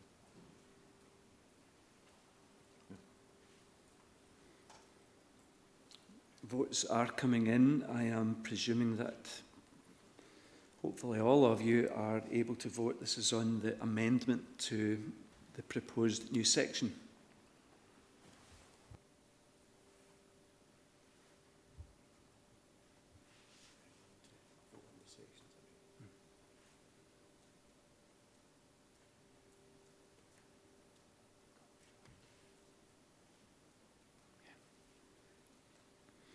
I declare the amendment to carry, and so we now ask you to consider the new section as amended in the name of Mr. McRoberts.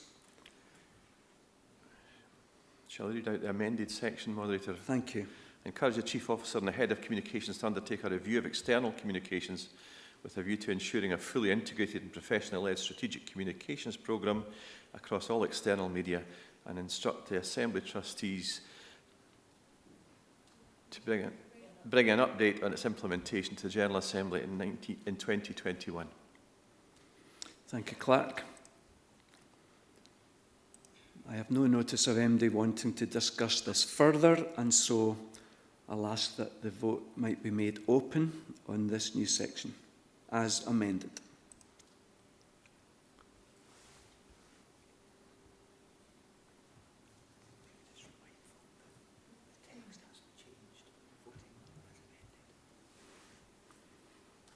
So the text that you're looking at in the hub will be the same, but it has been amended, and you're very well aware of how we've amended it.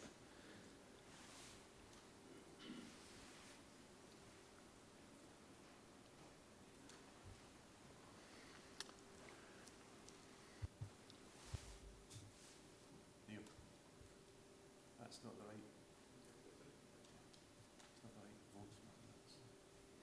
It's not the votes in this. It's the votes in the previous one.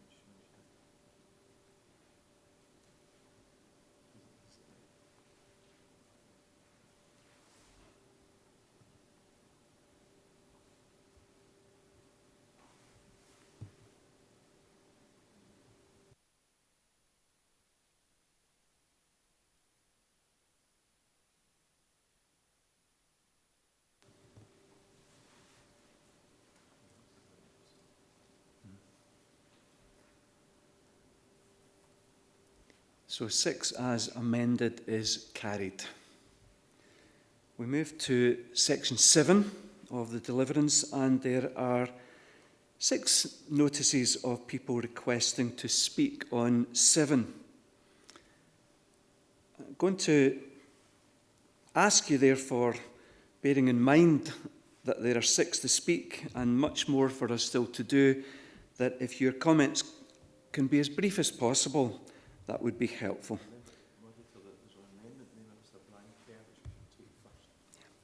So we have people lined up, but we're going to take the amendment that is proposed first of all, which is in the name of Brian Kerr. Brian Kerr will be brought to the front and will propose an amendment to 7. Brian, name and number, please. Moderator Kerr 199. I'm in favour of this section. However, I do think it needs a little tweaking. To instruct presbyteries to do something means that there is something to which you are being instructed. We are instructed in this year's annual review of presbytery plans to exercise robust oversight, which will prepare the church for revising down the number of charges, buildings and ministries required. What is robust oversight that we have to exercise? And without any guidance on that, how can a presbytery be instructed to do something that it knows not what it has to do? We could all make a guess at what exercising robust oversight is. I would imagine that may be different between presbyteries. However, I think we need to be careful with language here. If we don't know or don't have a framework for what we're instructing, we've already heard that a framework is in place for future times. But presbyteries now have, according to the Act, until the 31st of December to get a revised plan to the Faith Nurture Forum. That would mean presbyteries need to have that approved at their December meeting.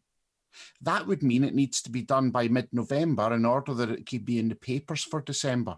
And that means that they somehow have to exercise this robust oversight on planning between now and the start of November for a thing that we're unsure as to what we're exercising or what robust oversight actually means. I think this year we need to encourage presbyteries to do that, to do it properly, to grasp the nettle and actually think about what it means. Next year, we're having this framework that we keep hearing about that's coming in. Let's allow our presbyteries to have that discussion now, but let's not instruct something that we don't know what we are instructing. Let's encourage presbyteries to do this so that they are in a place next year that they can robustly exercise oversight. Moderator, I am fully in favour of this section, but I think we're on a hostage to fortune by instructing and therefore move that we delete instruct and insert encourage. Thank you, Brian. First of all, is that seconded? It has been seconded. I do wonder if any of those wanting to speak are wanting to speak on this amendment that Brian has proposed. I'll allow a moment for that to be ascertained.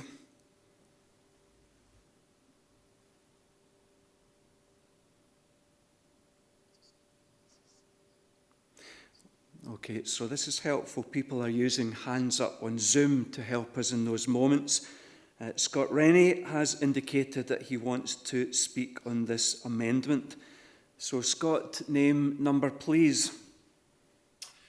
541 Scott Rennie.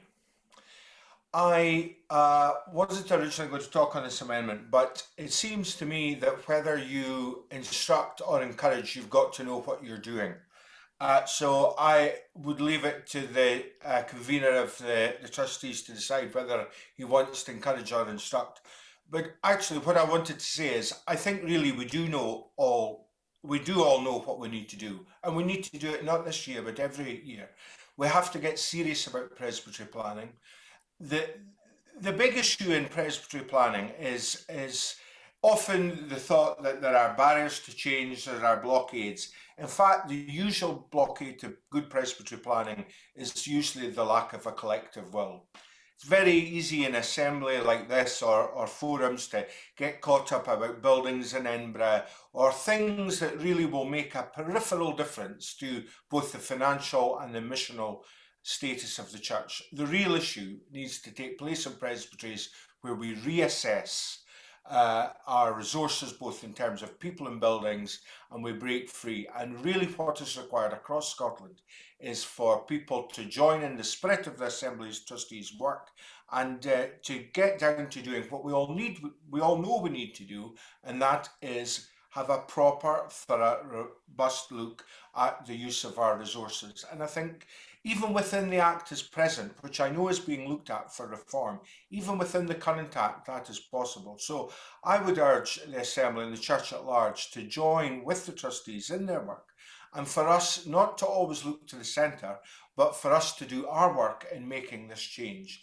And whether you encourage or instruct, that work needs to be done. We all know what needs to be done, really, in ourselves, and that work needs to be done year on year. So I would encourage my great friend Brian to embrace this inner liberal and go with whatever the convener decides. Thank you, Moderator. Thank you, Scott. We are dealing with the amendment right now in Brian's name. I see no one else wanting to speak on it. Brian, do you want to respond before I ask the convener to close this debate? Moderator, all I would say is, whilst I agree with Mr. Rennie, I think we do know what needs to happen, but the problem is we're instructing us to exercise robust oversight. That means that we have to do something with congregations that we don't know what we're doing. I do think we need to be careful with language, and the intention behind this is good, but instructing, I don't think works this year, and particularly in this time frame. On a point, Moderator, whilst I fully respect Mr. Rennie and the convener of the Assembly Trustees, I think whatever the convener thinks, I think I would rather leave it up to the Assembly to decide and not go with what the convener thinks. Convener, to close this debate. There we are. I never thought we'd be quite so quickly into interpreting fundamentally what the words of a Deliverance said. But there we are. I think that, obviously, I will go with the mind of the Assembly. But you know what my mind is on this? My mind is that it's urgent now, and the use of the word instruction conveys that urgency. I think, as Scott has said, we do know what we have to do. And we know what we have to do because we've not been doing it year on year on year, although it is an instruction of this General Assembly to review these presbytery plans. We've not been doing it. We've been ducking out of it. And I'm glad that a contribution came from the Presbytery of Aberdeen, who have themselves decided to take a robust approach to presbytery planning, to try to make a difference to the way in which our resources are distributed across the church. And I think the church needs to take a leaf out of Aberdeen Presbytery's book when it comes to what it means to review annual plans, and not just make it a matter of course, which is what has been happening. And therefore our attempt, without instructing a new presbytery planning process from scratch, which is where we will be if the church doesn't take this matter seriously. As trustees, we are getting, and rightly, we are getting concerned messages from all sorts of places in the church about how future funding will be in place for urgent and real priority work, for instance, within the priority areas. And frankly, the only way in which the priority areas are going to receive the proper funding they require to be the church that they want to be is by presbyteries taking seriously the way in which we use our resources and disperse them across presbyteries. This is urgent. And we were told last year to get real about this. And without going as far as suspending presbytery plans and asking people to start again at this stage, we thought that this form of words would allow people to know exactly that we're serious about this. And of course, Brian's right, this will mean different things in different presbyteries. That's fair enough. But every presbytery has to begin to take the responsibility it has already seriously, or we're not going to get anywhere. Thank you, Convener. So we're voting on the amendment in Brian's name. Would the clerk please just read the amendment? Well, the effect of the amendment is to change the word instruct at the start of this section to encourage. Thank you. Voting is open on the amendment in the name of Brian Kerr.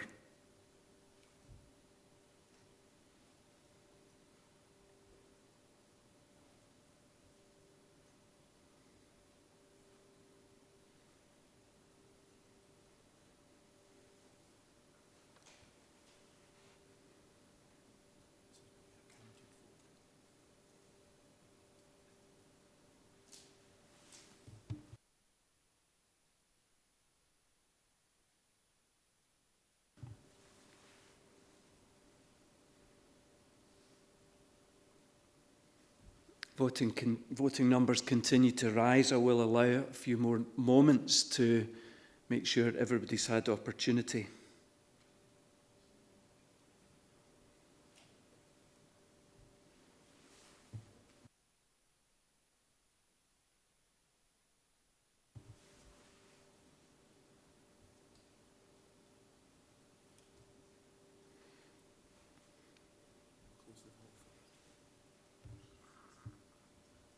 I'm going to close the vote now. I declare that the amendment falls. There voted 148 for it and 350 against it.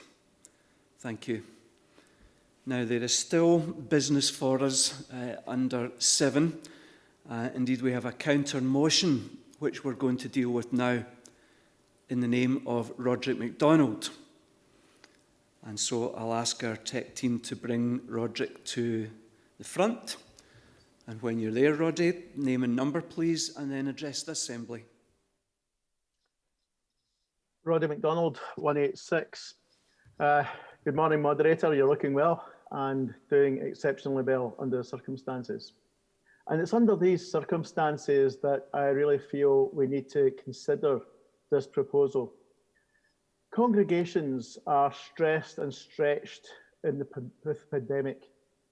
It would be pastorally unwise and possibly pastorally wise to avoid adding to the further demands of assessment at a time when the future is unknown and COVID-19 restrictions are still in place from the government. This is a time when the church is struggling pastorally to support communities. The financial futures and well-being of many church members and local communities is uncertain. So it would be therefore unrealistic to try and assess what can be afforded in order to structure the local church for mission and growth at this time. Any reviews would have to be done through IT, which many presbytery members and congregations still don't have access to, and therefore their voices would not be heard in the review. They would be ignored. And as much as we are in favour of moving with the times and supporting future generations of congregations, we also have people we are responsible for, who are the vulnerable, the elderly, those who do not have access to IT. We have a responsibility to avoid simply clicking away at decisions which affect all generations of the church, including those who don't have IT capability, or because of not just age, finances. We tend to assume that everybody in presbytery has access to a computer now. Yes, we have a realistic presbytery plan to uphold. And that's something that's been done over the years. And as somebody who's in a congregation in a parish where we've already reduced the buildings from 2 to 1, I take exception to anybody suggesting we do not take presbytery plans seriously. We have a right to basically uphold, and a reason for upholding the presbytery plans, and to do them in the future. But just now is not the time. Just now is the time to hold our suffering, fearful congregations in our hands. Hold and trust God. Trust presbyteries. Trust congregations. The presbytery plan will be done and will be reviewed.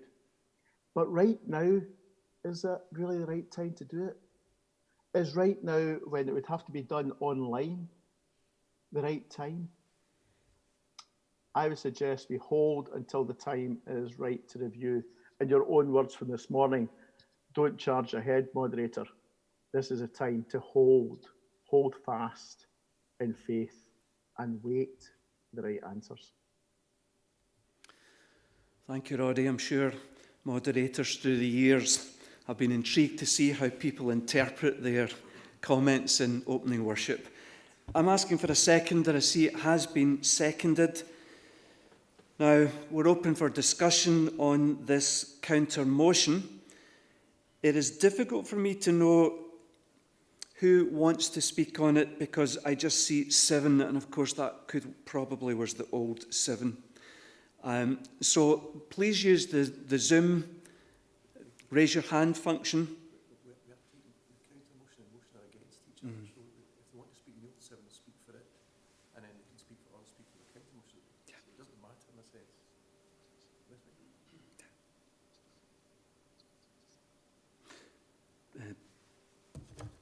Say that name again.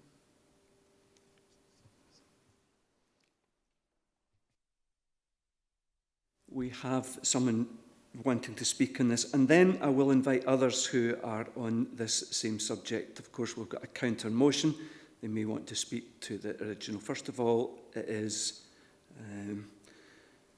I've lost the name from my screen. Michael, just remind me, please.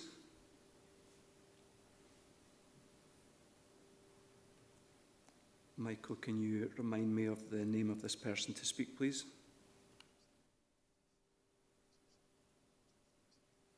It is Ralph Boticher, number 250. Ralph, name and number, please. 250, Ralph Boticher. We've heard much already about the reorganisations of Presbytery and reducing down the number of charges, the buildings and the ministries across Scotland. Making realistic predictions now is a very difficult thing to do. We're all in a state of flux. We're working under, to use the inevitable phrase, unprecedented times. To instruct presbyteries to do something at this stage makes every presbytery under additional pressure they don't need at this stage. Thank you. Thank you. I'm going to ask for Alan Sinclair. Alan Sinclair is, I think, with us. And name and number, please, Alan. Alan Sinclair, 652. Moderator, can you hear me clearly? Yes, thank you. It's great to see at last in this report a real hard look is seriously being taken to match the resource of the church with its ability to deliver within that resource. My query is on section 7, instructing presbyteries for this year's annual review of presbytery plans to exercise robust oversight, which will prepare the church for revising down the number of charges, etc., etc. Now, whilst I totally agree with this deliverance, in my own experience of producing a robust and radical options paper for the new 2030 Caithness Presbytery Plan, where all these options have been encompassed in the ideals of section 7, but having to deliver this via Zoom conference meetings, which was certainly not ideal. As a result, the option decision has been deferred until we can meet again in person and fully debate the options, which I can understand given the nature of the radical changes for a small presbytery. Naturally, for me, this is disappointing, as things I believe need to change much, much sooner than later. But we as planning conveners need more guidance from the centre in terms of what can be afforded, and this deliverance is far too woolly. There are no metrics associated with this deliverance, and wording like revising down numbers, buildings and ministries to produce realistic predictions on the numbers of ministries leave things open to varying interpretations at this stage. I therefore think that until more specific information can be given, I have to reluctantly support the counter-motion by Mr. MacDonald to suspend the annual review of Presby plans until the Church can give us the metrics we need to realistically plan for the next 10 years. Thank you. Thank you, Alan. We'll hear now from Willie Strachan.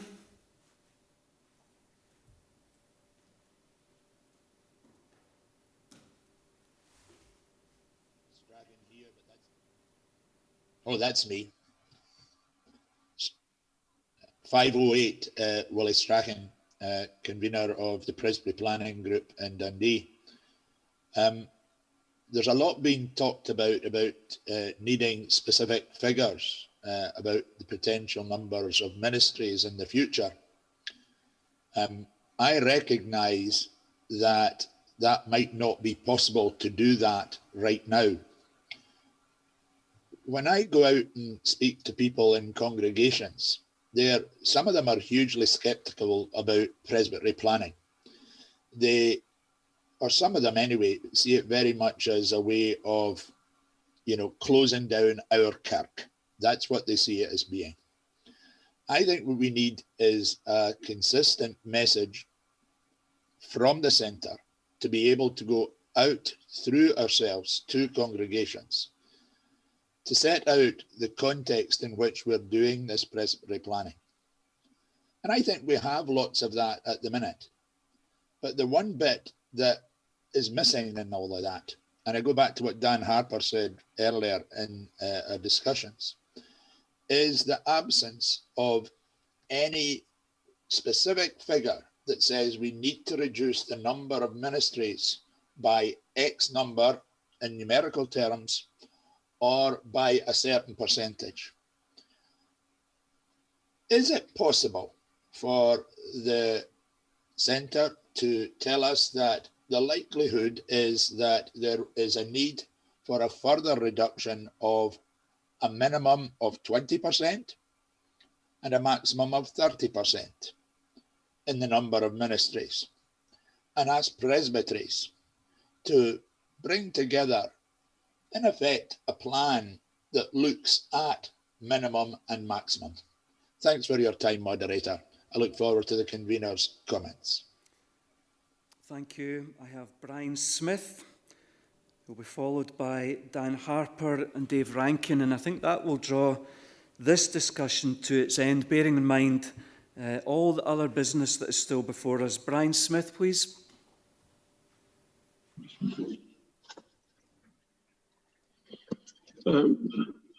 Moderator Brian Smith, 558. I don't want to speak to the counter motion, but to the deliverance itself.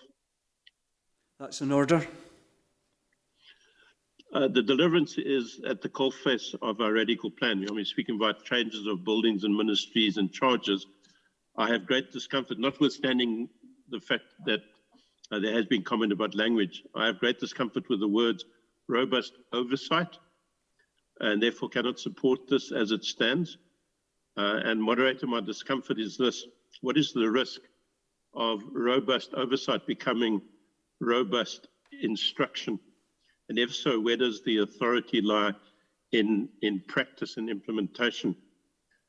The robust oversight appears to contradict the previous clauses that speak very directly to the recognition of the role of the local parish in deciding their future. I put it to the committee that we should be using a phrase that's been used quite often this morning, and that is robust planning, which the current practice allows. The former Presbytery of Aberdeen, now Aberdeen and Shetland, is a case in point.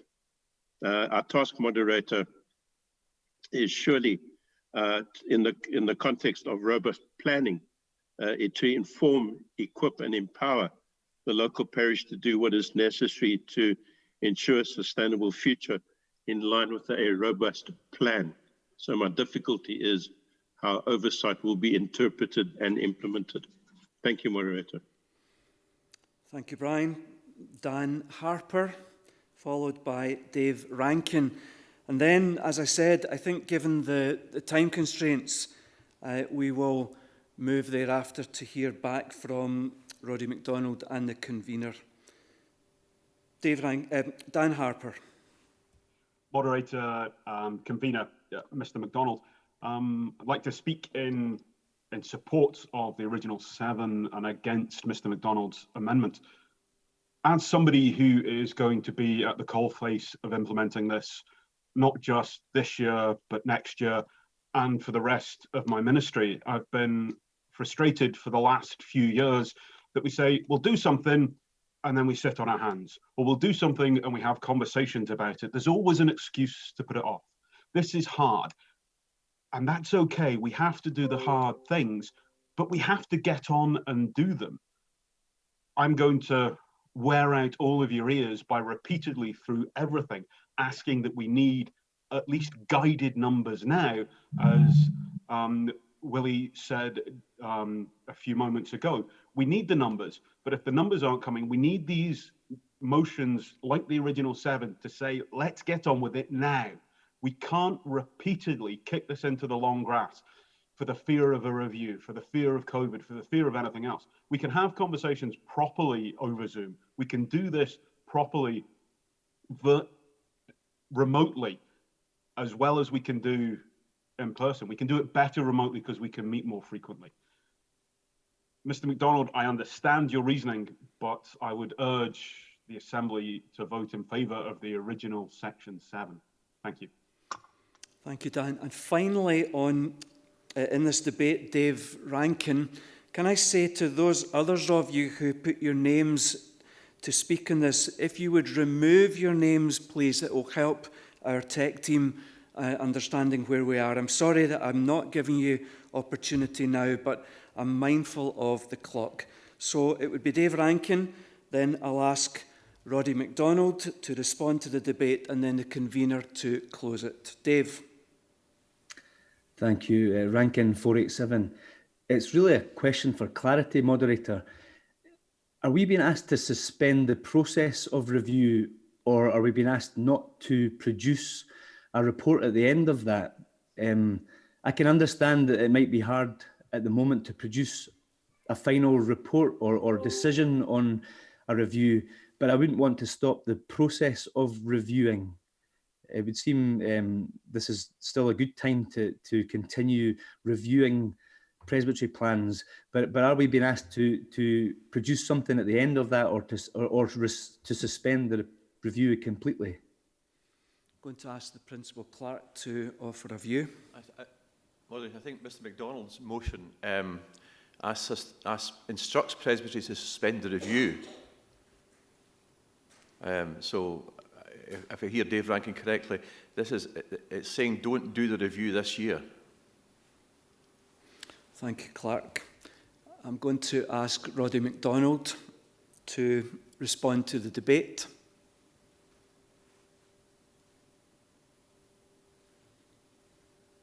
Yes, moderator, the Presbytery Clerk is correct. I'm only suggesting to suspend for this year because of the circumstances that we are in. Where I agree with what has been formally said, that we need to have a clearer explanation on what we mean by robust presbytery plans and robust action. I think that's something else for another debate. Right now, I'm just asking the General Assembly, to be pastorally wise in considering the people in congregations who at this time may well be feeling remote because they don't have access to the internet. They don't have the communications that we have here and are taking advantage of here. And people in presbyteries likewise, who are members of presbyteries, who don't have these facilities. They should not be excluded from the decision process of a presbytery plan. They should not be excluded because they are either financially in a position where they can't afford to have IT, or because they're not able to work with IT. I've had quite a task and challenge, as we all have here, in trying to learn how to use this stuff. But it's all very well to say, as Dan said, we can do these things remotely. I think part of the problem is, when it comes to presbytery planning, a lot of congregations are feeling they are remote. They are being excluded and treated as such. And we don't want to have that remote approach to congregations. We want to have a one-to-one congregation experience where people basically are able to communicate with each other physically and in presence of a presbytery that can meet in presence of other people rather than on the internet. I just feel this is the bad time to actually have a presbytery plan review. That's all I'm saying, really. I'm not saying we don't have it. I'm not saying we don't do it in the future or even consider it just now, but we can't assess what it's going to be like after COVID-19, when local communities are being hammered and jobs are being lost, where local communities are changing and those congregations that are struggling may have very few people coming back after this. We don't know. On the other hand, some of us have noticed an increase in attendance online. That's maybe a way forward in the future. That's all something that can be discussed in the future. Nobody's questioning that. But just now, all I'm suggesting is during these restrictions, this is not a time for presbyteries to be put under the pressure of trying to review a presbytery plan, which can't be properly assessed. Thank you, Roddy. Before I ask the convener to respond and close the debate, we have a point of order in the name of Stuart Crawford. Stuart, name and number, please. Stuart Crawford, 211. Yeah, just a point of order, moderator. The counter motion states that the annual review of presbytery plans should be suspended until COVID-19 restrictions are fully lifted. And yet, if I was picking Mr. MacDonald up correctly there, he's now saying it should only be suspended for 1 year. So I'd just like clarification as to whether it should be 1 year or until restrictions are fully lifted, because personally, I don't think restrictions are going to be lifted within the year. So if we could just have clarification on that, please. Thank you, Stuart. Principal Clark. I think it's the question was to Mr. MacDonald at this stage to see what he was intending, how his motion should be interpreted. Thank you. So we'll bring Roddy back. Very, very briefly, please, Roddy, just answering that question that Stuart has raised as a point of order. I'm proposing until restrictions are lifted and people can meet in person. Thank you. Quite clear. Thank you. And to the convener to close the debate.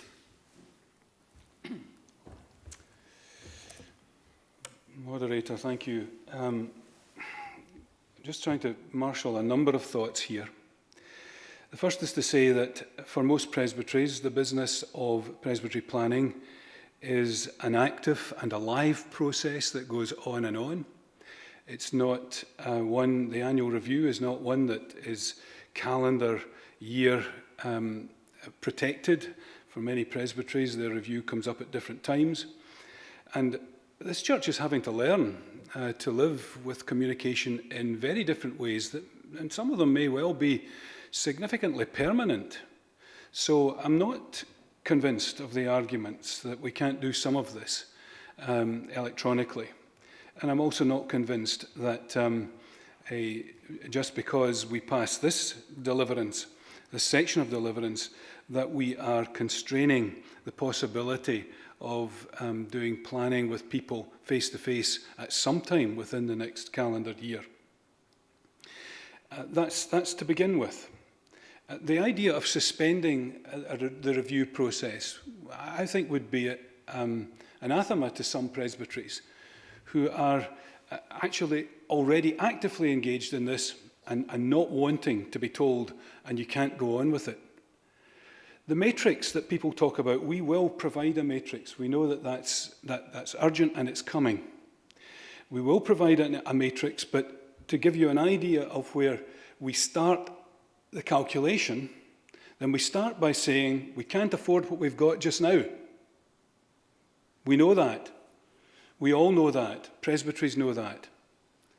A church that has over 200 vacancies, many which will never be filled, is a church that has to do planning, and it has to do it whatever the circumstances are that we face.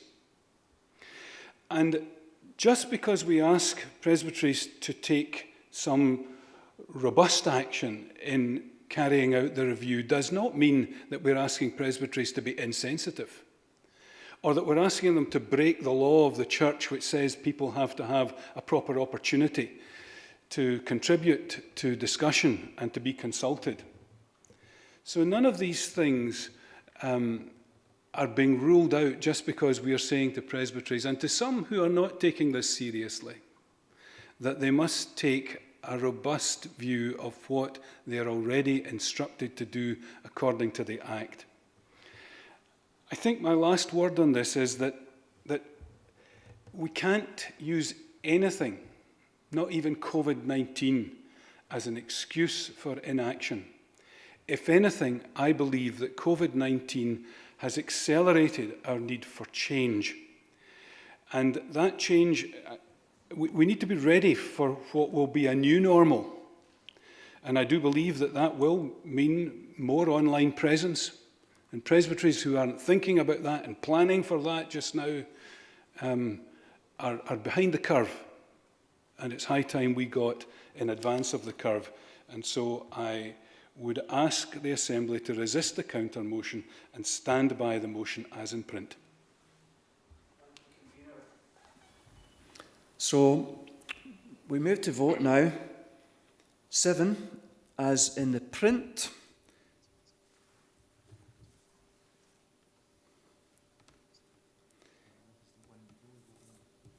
Yeah, we have a point of order in the name of Brian Kerr. So we'll hear from Brian before we conduct this debate, this vote. Brian Kerr. Moderator, Kerr 199. I was just a little bit confused, and it might help because I might be the only one out here. But when we're voting on this, it does say in this year's annual review of presbytery plans. But in some of the comments from the convener, it almost felt as if we were talking about the 2021 review. Now, what is the intention of this? Just so that we're very clear. Is it that this review has got to be completed by the end of December and sent to Faith Nurture as this year's process, which means 7 weeks, or is it slightly longer than that? I think it would just help us to know, and I'm just a little bit confused. Sorry, Moderator. Thank you, Brian. I'll ask the convener to clarify for you. Deliverances get out of date. I think we would have been hoping to bring a deliverance like this to the General Assembly in May, and it might have been clearer that we were dealing with a church year.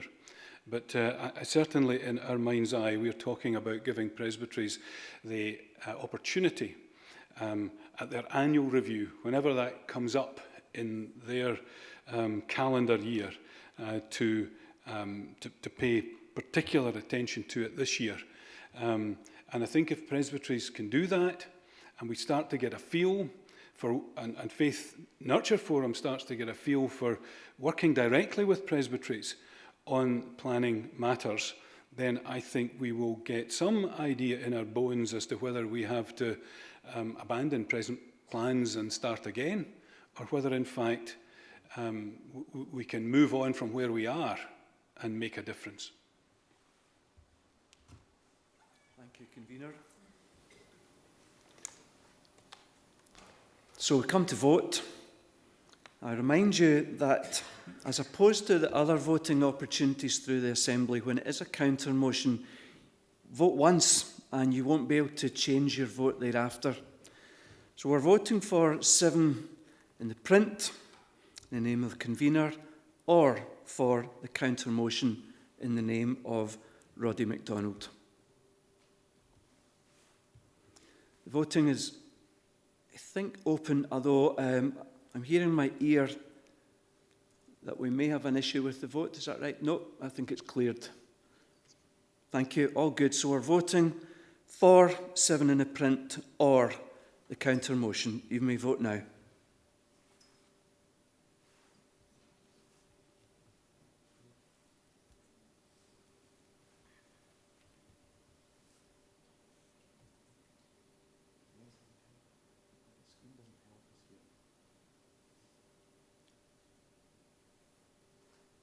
Neil, we need a screen for the motion, for the counter motion, not for and against. No, I apologize.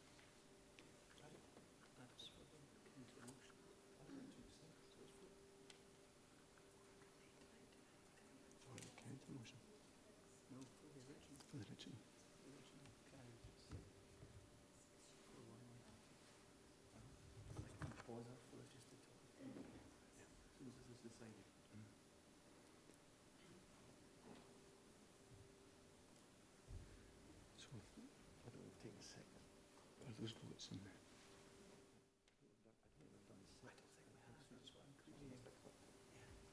So we could go back and do stuff. Susan can check on her screen whether it's closed or not, but she has to wait. You want me to close it off?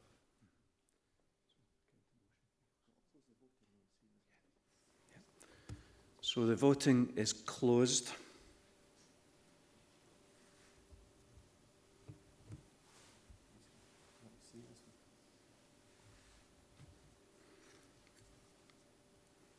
Keep seeing the number keeps changing.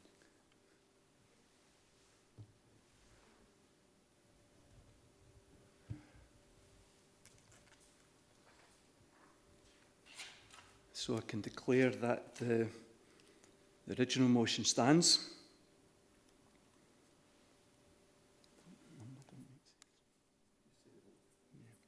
The vote was for 415 for the original and none against.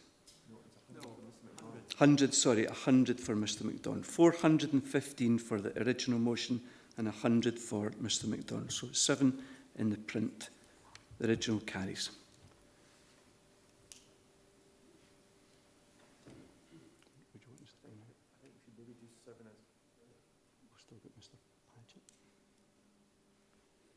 Just bear with us, we're just working out the next order of business.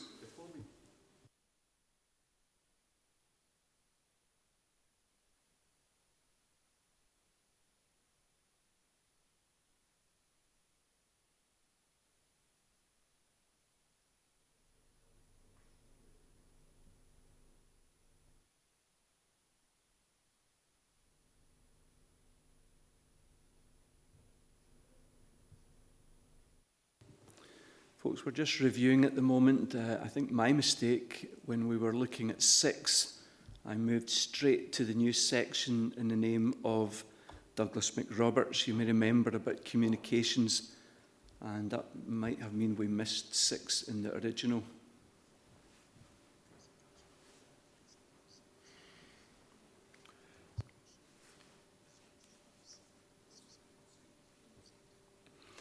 I'm being told that Zoom froze for a moment when I was announcing the result of the vote we just had. It was 415 for 7 in the print and 100 for the counter motion in the name of Roderick MacDonald. Counter motion fell.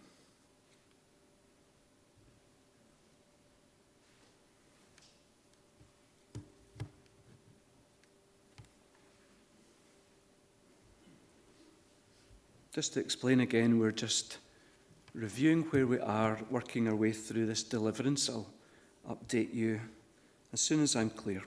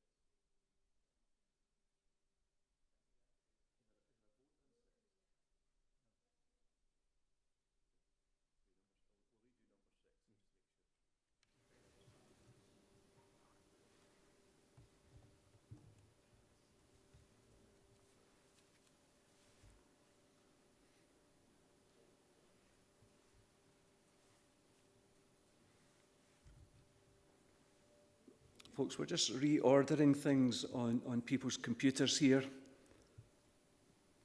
We are going to return to 6, which inadvertently we skipped, going straight to the proposed new section, which really came after it.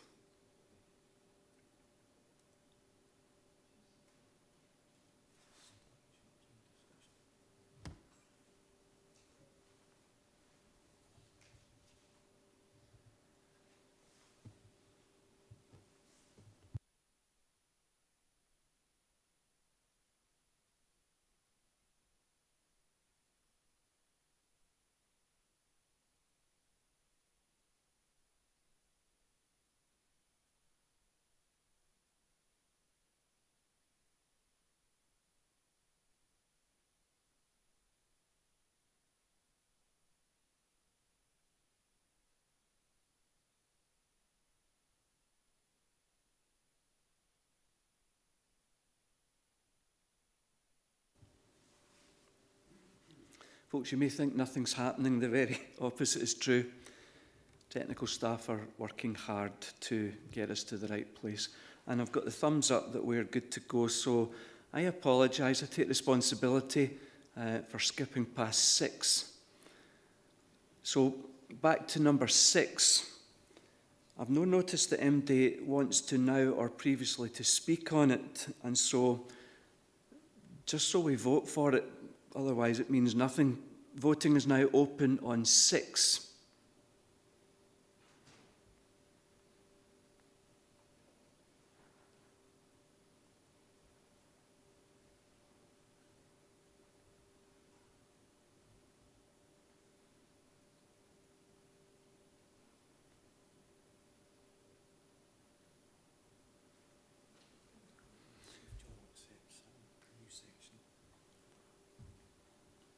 I declare 6 to carry.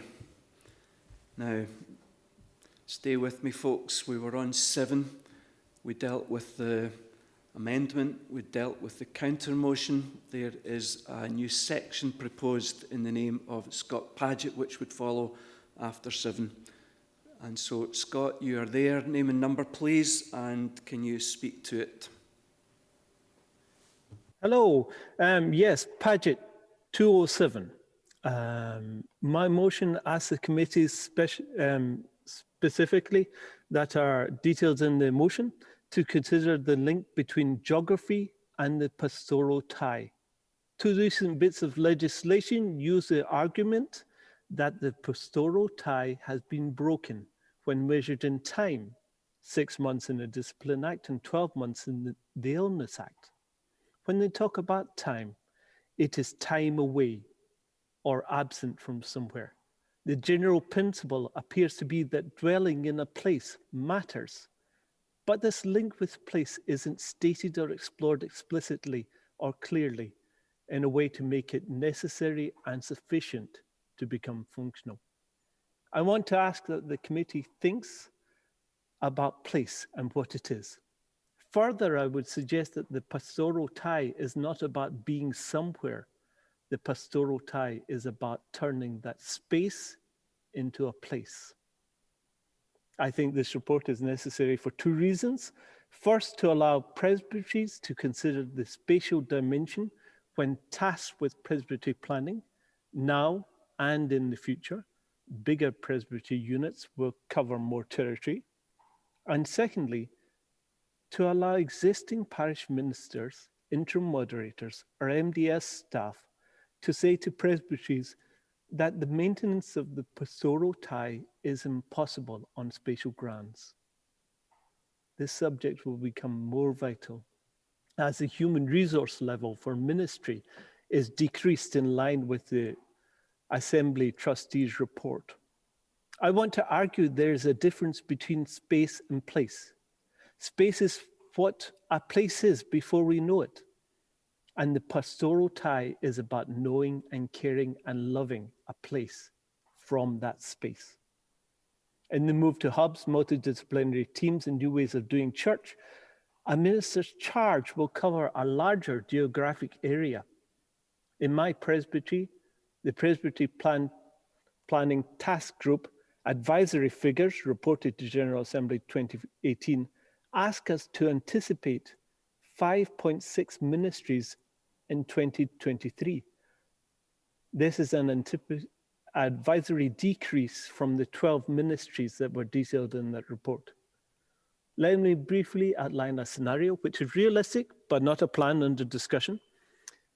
The Presbytery of Lanark covers 522 square miles with 21 congregations. Moving to a hub or team model would mean we prepare for an advisory, maybe one or two teams, one team of 5 people or 2 teams of 2 or 3 people. Arguably, one team would be where most of the people are in a small area, maybe 96 square miles at the top of the presbytery. But the other hub would cover the remaining land, a 410 square mile area of about 12 congregations. At which point the question has to be asked, how big is too big? What is our relationship to space? How does space become a place? And can a team of 2 or 3 maintain the pastoral tie to a hub unit of over 400 square miles? How is the pastoral tie changed in nature by the application of hub or multidisciplinary team working? And what are the necessary functions and outworkings to cover that distance and maintain the pastoral tie? How long can the hub or team continue to provide a pastoral tie if one team member moves and a team of 2 or a hub of 2 becomes a team of 1? Just a word on online presence. I think we need to think hard about online and its relationship to space. This move is not to denigrate online ministry's worth, as during the pandemic response of lockdown, it has been vital. I know personally of stories of lives changed by the TV program Songs of Praise, but we need to think about that online ministry in relation to the pastoral tie. So in summary, I consider this as a necessary report that the motion asked for, as it is necessary for presbyteries to engage in presbytery planning task well now, and time is always linked to space, and in the future, and in bigger presbytery units. It is also needed to allow those in a post to ask if what they are tasked with, or now or in the future, is reasonable. Thank you, moderator. Thank you, Scott. Is it seconded?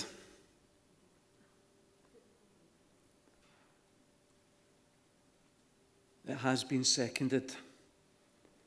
I have a name of Donald McEwen, 737. Donald, I'm presuming you want to speak on this, on the proposed new section. Moderator, I do. Thank you, Donald. Name and number.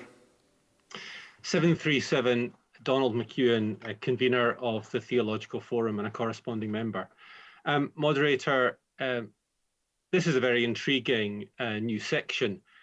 You may note that the Theological Forum has been cited as a conversation partner if this were passed. Although I listened carefully to Mr. Paget's proposal, it wasn't immediately clear to me as convener of the Theological Forum that this is necessarily principally a theological matter. There are clearly very practical questions to do with pastoral ties, geographical spread of ministry. Certainly in his more philosophical work on space and place, I could see theological input. Simply to say that the Theological Forum would obviously contribute, if it's the mind of the Assembly, to this go forward, but we would not necessarily argue strongly in favour for our involvement. Thank you. Thank you, Donald. I have no notice of anything further on this proposed new section in the name of Scott Paget. I'll ask the convener to respond.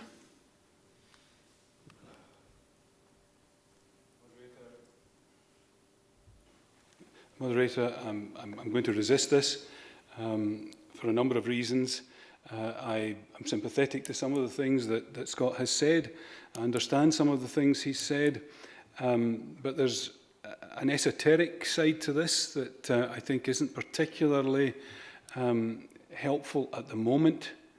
I also think that the question of pastoral tie and the geographical place of a parish has, as far as I'm aware, as long as I remember, always taken a place in our thinking when it has come to the business of readjustment. We're now in a situation where some of that readjustment is on a scale that perhaps we might never have imagined a few decades ago. But we are assisted by new technology and new ways of travelling and better ways of keeping in touch with people. And I really don't think we need the distraction of this. And like Donald, I'm not convinced that it's a deeply theological issue that needs to be explored at length at this stage. There are fairly simple and straightforward things that have to be done by presbyteries to bring about some of the rationalisation that we all see a need for, and we're better getting on with that than waiting for another report on a matter which, at the end of the day, I doubt will shed much light on what we have to do. So I'm resisting this. Thank you, convener. And so we come to vote on the proposed new section in Scott Paget's name. I'll ask for it to be made live that you might vote. It's now live. Would you please vote for it or otherwise?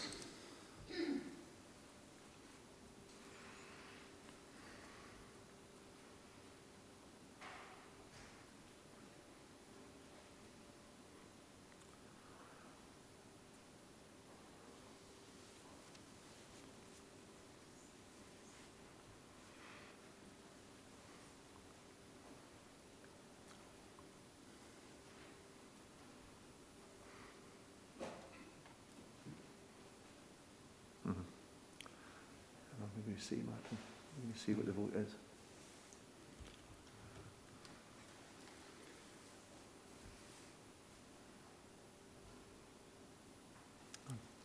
Declare the vote to be closed. They voted for 107 and against 373. Now, we've been dealing with various parts associated with 7. We now really want to just finish off 7 by going back and voting for it. We've dealt with amendments and proposed counter motions, taken the new section. So 7, as in the print, we have been around it. We now need to approve it. So I'm going to vote for 7. I'll ask it to be made live.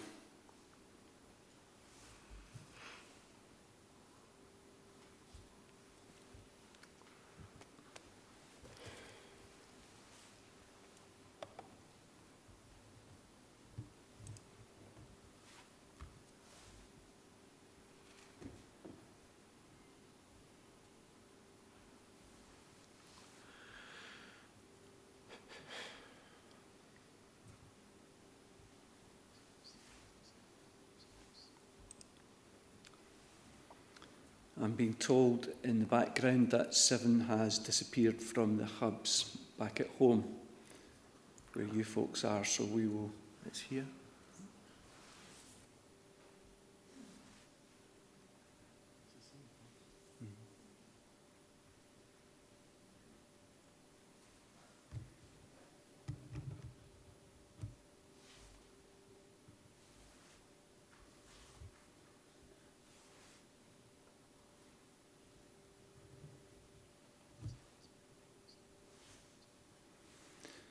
I'm being told that 7 is back for folks, and I see it's now open for voting. So thank you. And again, I do apologise. There are clunky parts to this process. I think we all understand that, and thank you for your patience. 7, the voting is open.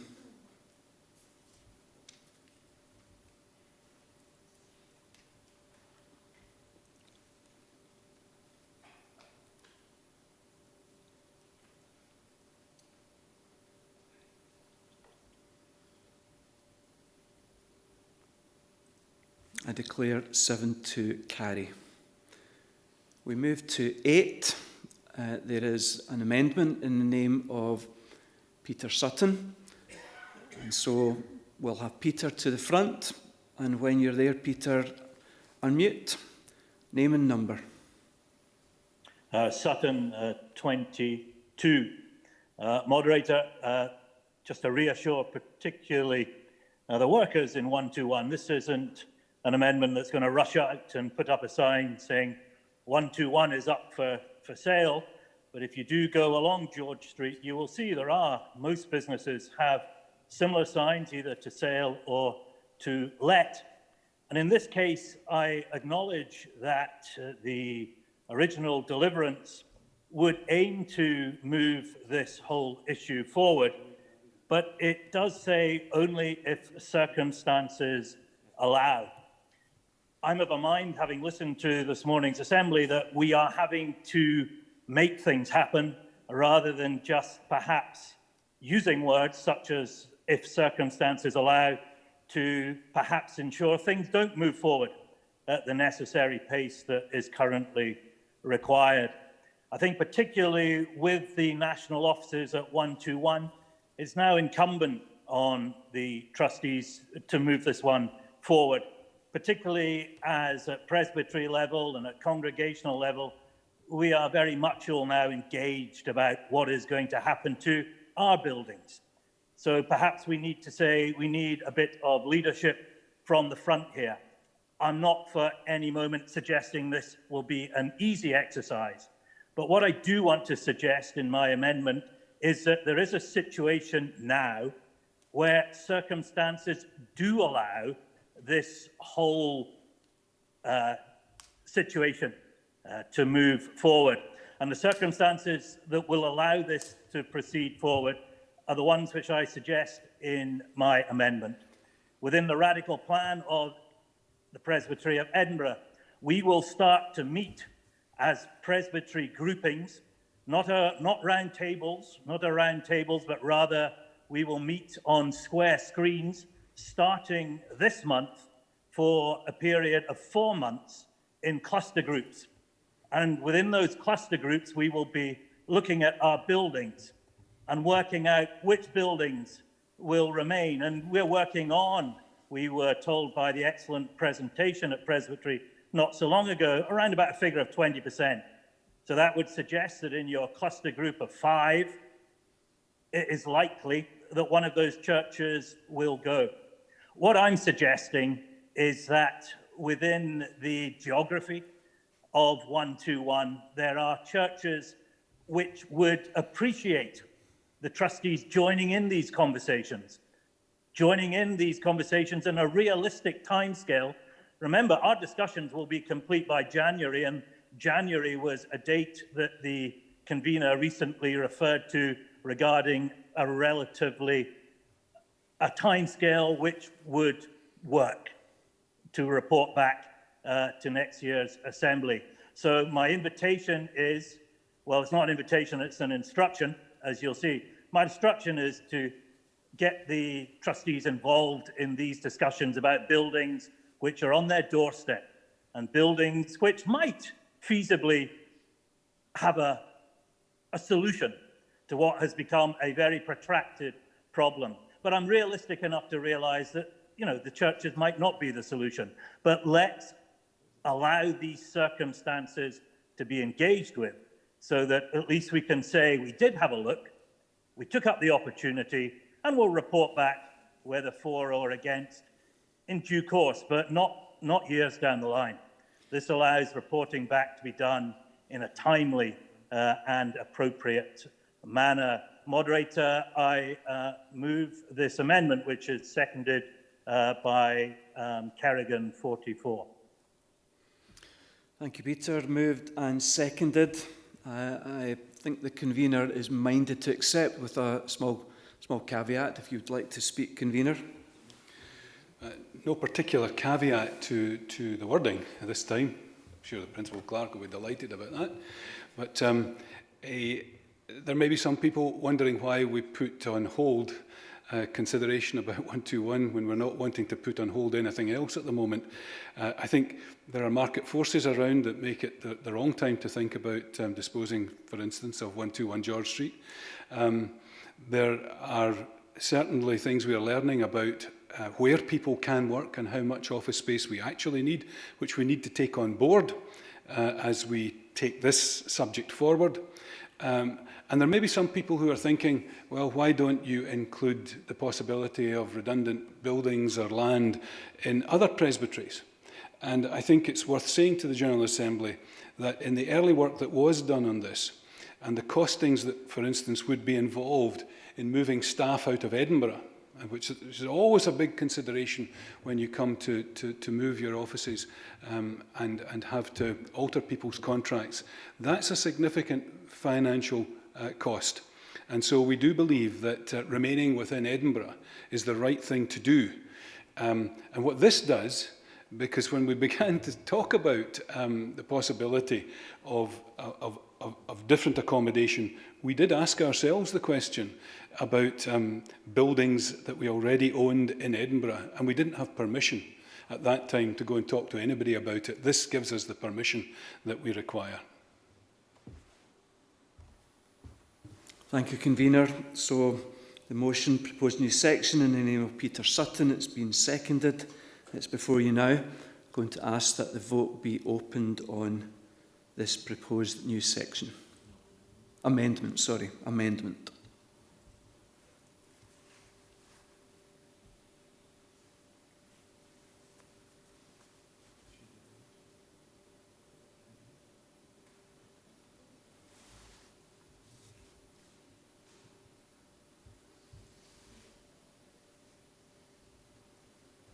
Moderator, while we vote, could I read the section for the record? Please. So the amendment in Mr Sutton's name is delete all the text after hold in the section of Deliverance proposed by the Assembly Trustees, and then put the words in and instruct the trustees to engage with the Presbytery of Edinburgh as part of the Presbytery's radical plan to determine whether the relocation of the church offices to an existing church building within the Presbytery of Edinburgh might be feasible, and to include their findings in a report and recommendations to be brought to the General Assembly in 2021. Thank you, Clerk. So that's what we're voting on. Just trying to see if the voting screen is there.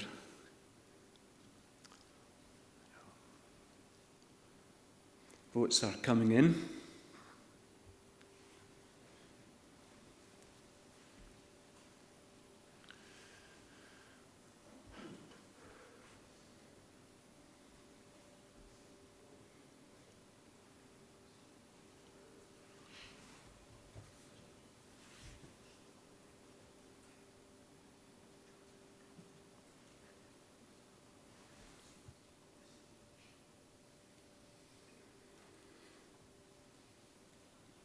I declare the motion to carry.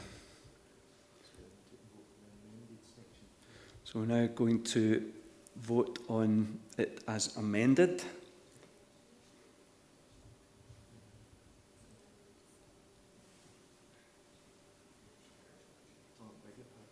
Yeah.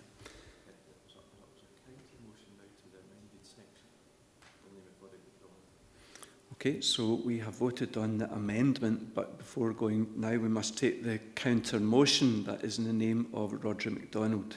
Counter motion to the amendment. So, Roderick, name and number as usual, please, and then please address the Assembly. Roderick MacDonald, 186. Before I begin, could I just point out that I've mistyped when I sent this in. It should be General Assembly of 2021, not 2022. If that could be amended, if that's possible. Anyway, for the sake of not sending mixed messages to the church, there's no need for staff to move out of Edinburgh, as we've discovered from the technology we're using, if they work from home. There's also less need for staff to be made redundant. But is it appropriate or right that decisions on the disposal of 121 were put on hold and the growth fund suspended because of COVID-19? Well, as the convener just suggested, presbyteries are being told to carry on as normal, where huge changes are taking place with presbytery unions and congregations facing uncertainty because of the changing nature of worship restrictions. As we've been told, we can't use COVID-19 as an excuse for suspending things and putting things on hold. So I would like to suggest what we really have is a relocation of admin. It doesn't have to be Edinburgh. Imagine the pride of each presbytery if they had a council or a committee based within the local of their presbytery. Imagine the pride, for instance, using this just as an example, if Clyde Presbytery had social care council based in a necessary church building in that presbytery, which had an office and halls available. Imagine the pride that they would have in making sure that that council was supported. Volunteers would possibly be more readily available for committee membership as a result. The facilities would allow for conferences and meetings without the expense of hiring hotels or conference centres. I don't know how many of you have ever experienced going to 1 George Street to see a committee or a council, only to discover they're all away at a conference at a hotel, the entire group. Any expenses incurred from meeting there and from working in these churches would help the local church finances and create relationships between the national church and local communities. And such a presence would be seen as visionary outreach by the national church. With this being replicated in each presbytery with appropriate councils and committees, it could actually have quite an outreach to communities and to presbyteries. As I said at the beginning, it doesn't have to be Edinburgh. This is not the time to be sentimental about buildings like offices and hotels, when places of worship are being closed down. This is a time for radical new ideas. I know that the convener has said that that has possibly been costed, but we've never seen evidence of those costs. We've never seen any of the debate on those costs. And perhaps if presbyteries were involved in the discussion and the possibility of identifying necessary buildings within each presbytery that could be used for these purposes, it would be advantageous to the whole of the Church of Scotland in their relationships and in the way forward in the future. Thank you, Roddy. Is it seconded? It has been. So we're open to discuss the counter motion. I have names before me. I'm going to take point of order first of all, and then it's in the name of John Orr, and then we will go to Sandy Horsburgh and Mike Goss. First of all, point of order from John Orr. Moderator 523, John Orr. I'm wondering if this is not really a counter motion, because it doesn't go against the general thrust of the original. Rather, it sounds to me more like a kind of supplementary and should be an additional section rather than a counter motion. Thank you, John. I will ask the clerk to deliberate on that. You could ask the clerk and he'll then tell you it's the moderator who ultimately decides. But perhaps you could speak without the microphones on, moderator, and come back.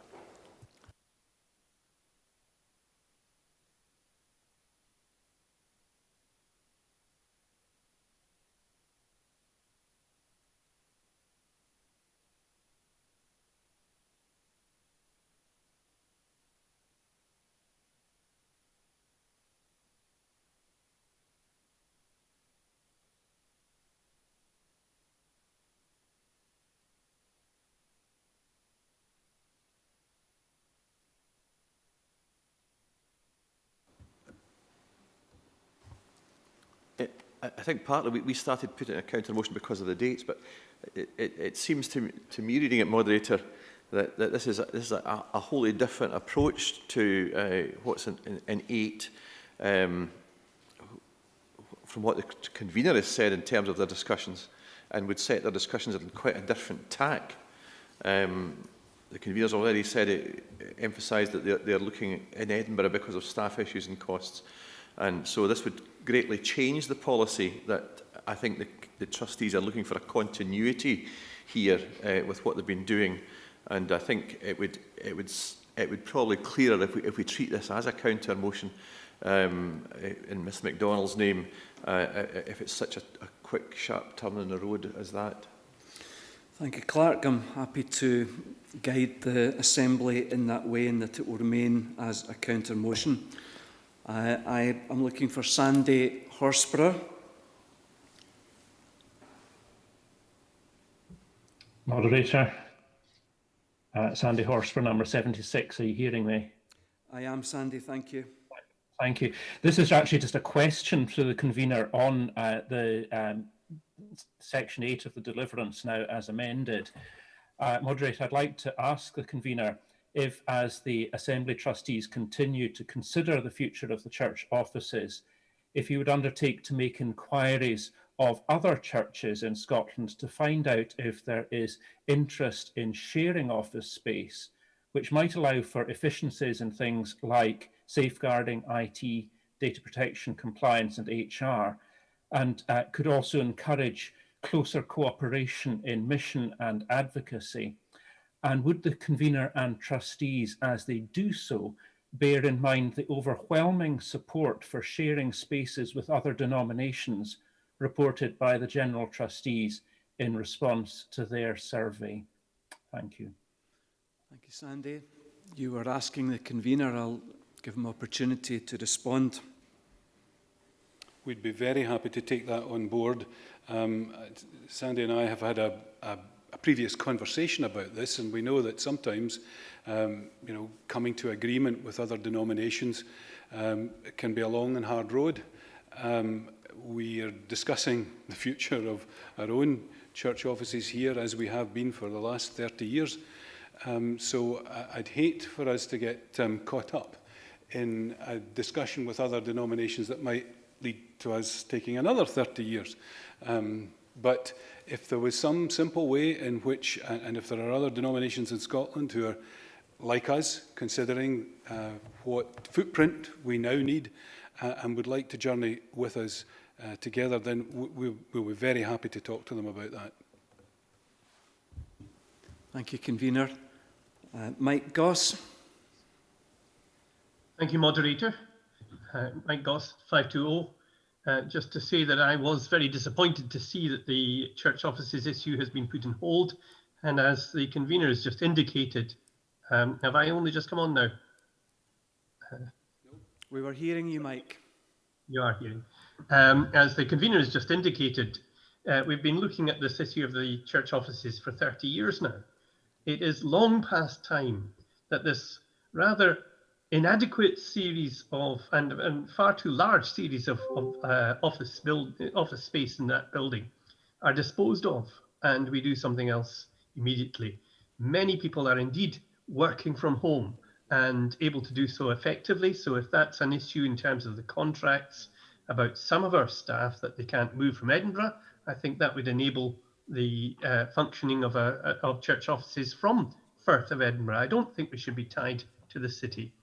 I'm certainly reluctant to think about reusing church buildings and halls, which mostly would need huge finance spent on them in order to make them suitable for use as modern offices. And I've certainly wondered about things like office space at Haymarket or at Gyle, even within Edinburgh, that is probably available and suitable and flexible and all the things that we do need in this day and age. We really need to crack on with this issue of the church offices rather than leaving this any longer. So that's the point I really want to make on this. Thank you, Mike. I've no note of anybody else wanting to speak. Roddy, would you like to respond to the debate? And I really would urge you, Roddy, to keep your remarks as brief as possible. I'll say the same to the convener. Very mindful of the time at this stage. Thank you, Moderator. Just very simply to say, there are buildings within presbyteries that have been deemed as necessary buildings and therefore would have to have funds spent on them. And this is a way to make sure that those necessary buildings are used to the best of their ability, effectively, of the church. I mean, it would seem a waste to me to just keep on carrying on with the same old situation we have where everything's based in Edinburgh instead of actually moving things out to the presbyteries. I'll leave it there. Thank you, Roddy. And convener? As briefly as I can, let me say that we reported that this matter was on hold because it's one of the matters that we were told to report to this Assembly on. And the conditions for taking this discussion forward, the commercial conditions and the situation brought about by COVID-19 made us think again about the footprint we needed. And so we're simply saying that we've not been able to complete that and get this work done in time for this Assembly. I hear what Mike Goss has said and hear quite clearly that people want this brought to a close and a decision made.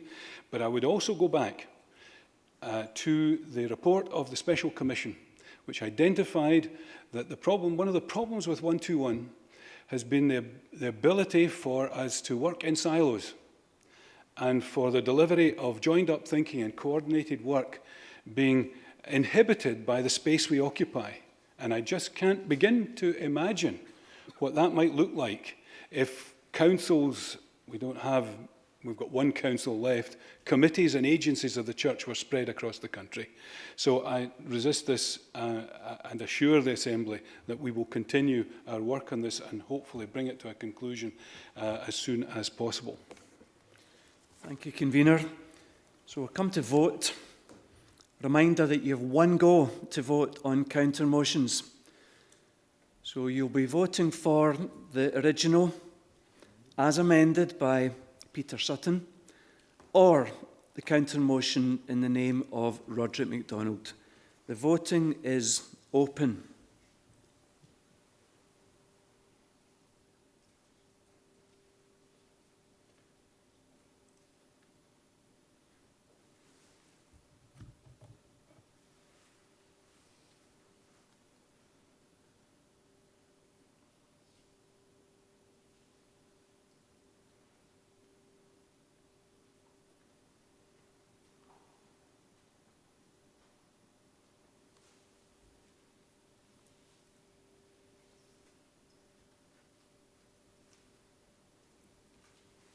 Votes are still coming in. I will wait for that to close.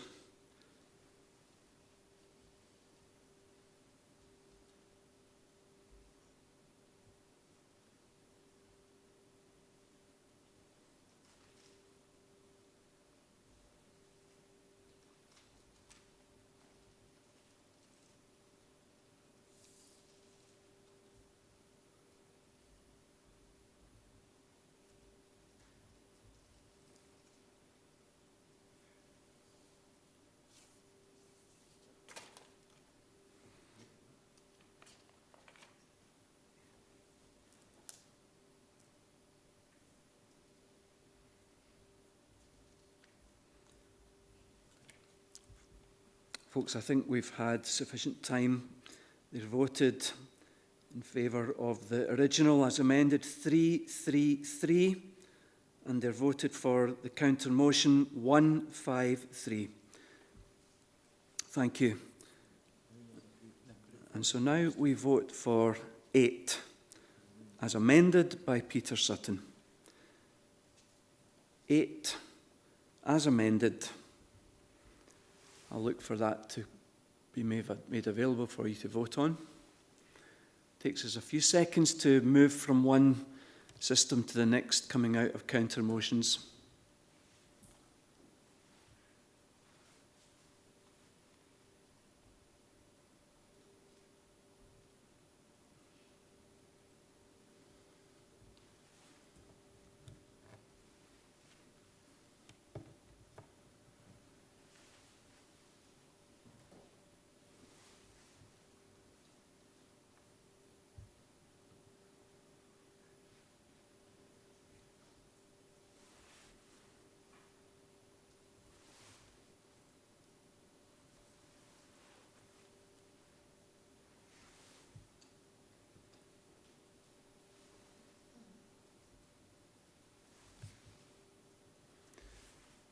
It is now open for you to vote.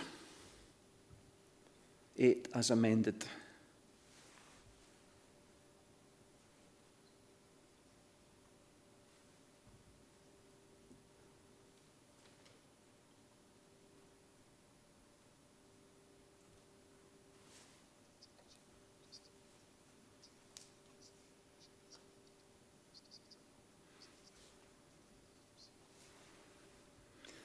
So for absolute clarity, this is 8 as amended by Mr. Sutton's amendment we dealt with a little while ago. So it's 8 as amended that you are voting on now.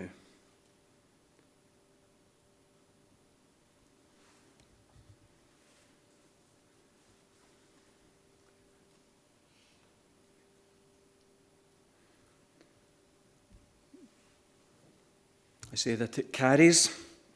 That's 8 is carried. Come to 9, section 9 in the report of the Assembly Trustees, and we have a counter motion which we're going to hear. First of all, it's in the name of Peter Johnson. Peter, name and number, please, and then address the Assembly. Thank you, Moderator. Johnston 539 from the new Presbytery of Aberdeen and Shetland. Commissioners should know that I am a member of the Faith Impact Forum, as indeed is the seconder of this counter motion. Moderator, this is a relatively simple counter motion, the purpose of which is primarily to give some more time for the newly formed forums, which have only been in existence for a matter of months, to find their feet before engaging in a potential further structural change. We all recognize the need that existed to review the central structures, and I was keen to try to do my bit to help that new structure bed in and move forwards, hence offering to serve on the Faith Impact Forum. It was with some dismay and shock that I read the section in the name of the trustees that lays the groundwork for the move to a single forum. The shock was not so much for the suggested ultimate goal, for that may be a destination that we choose to move towards, but rather of the timing. It feels too rushed. In a period when we are, certainly within the Faith Impact Forum, losing many talented, engaged, knowledgeable people who broaden the Kirk's capacity to engage with wider society, there needs some time to let the current structure settle so that we know where we are, know what is our remaining capacity, define where the areas of greater cooperation lie, and whether that may in the future lead towards a single body along the lines of what some other Presbyterian denominations have adopted.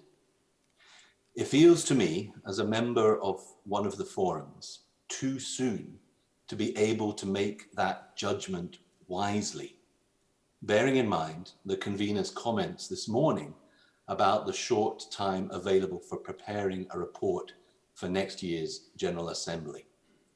My appeal to commissioners is to give the members of the two forums some further time to work with their remits, to engage in conversation with the trustees, and then for the trustees to come to the 2022 General Assembly with an interim report on the efficacy of our new structure. Moderator, I move this counter motion and do have a seconder, Reverend Stuart Fulton, number 219, who I believe would also like to speak to this in due course. Thank you, Peter. It is seconded. I'm going to have various people speaking. We always operate with a 5-minute speaker slot. I think commissioners might want to bear in mind that there is much still to do this afternoon, and if they were able to work with 3 minutes, then that would be hugely appreciated by all of us. I'm going to take them in the order of Stuart Fulton, Aaron Stevens and Brian Kerr. Stuart Fulton, Aaron Stevens, Brian Kerr.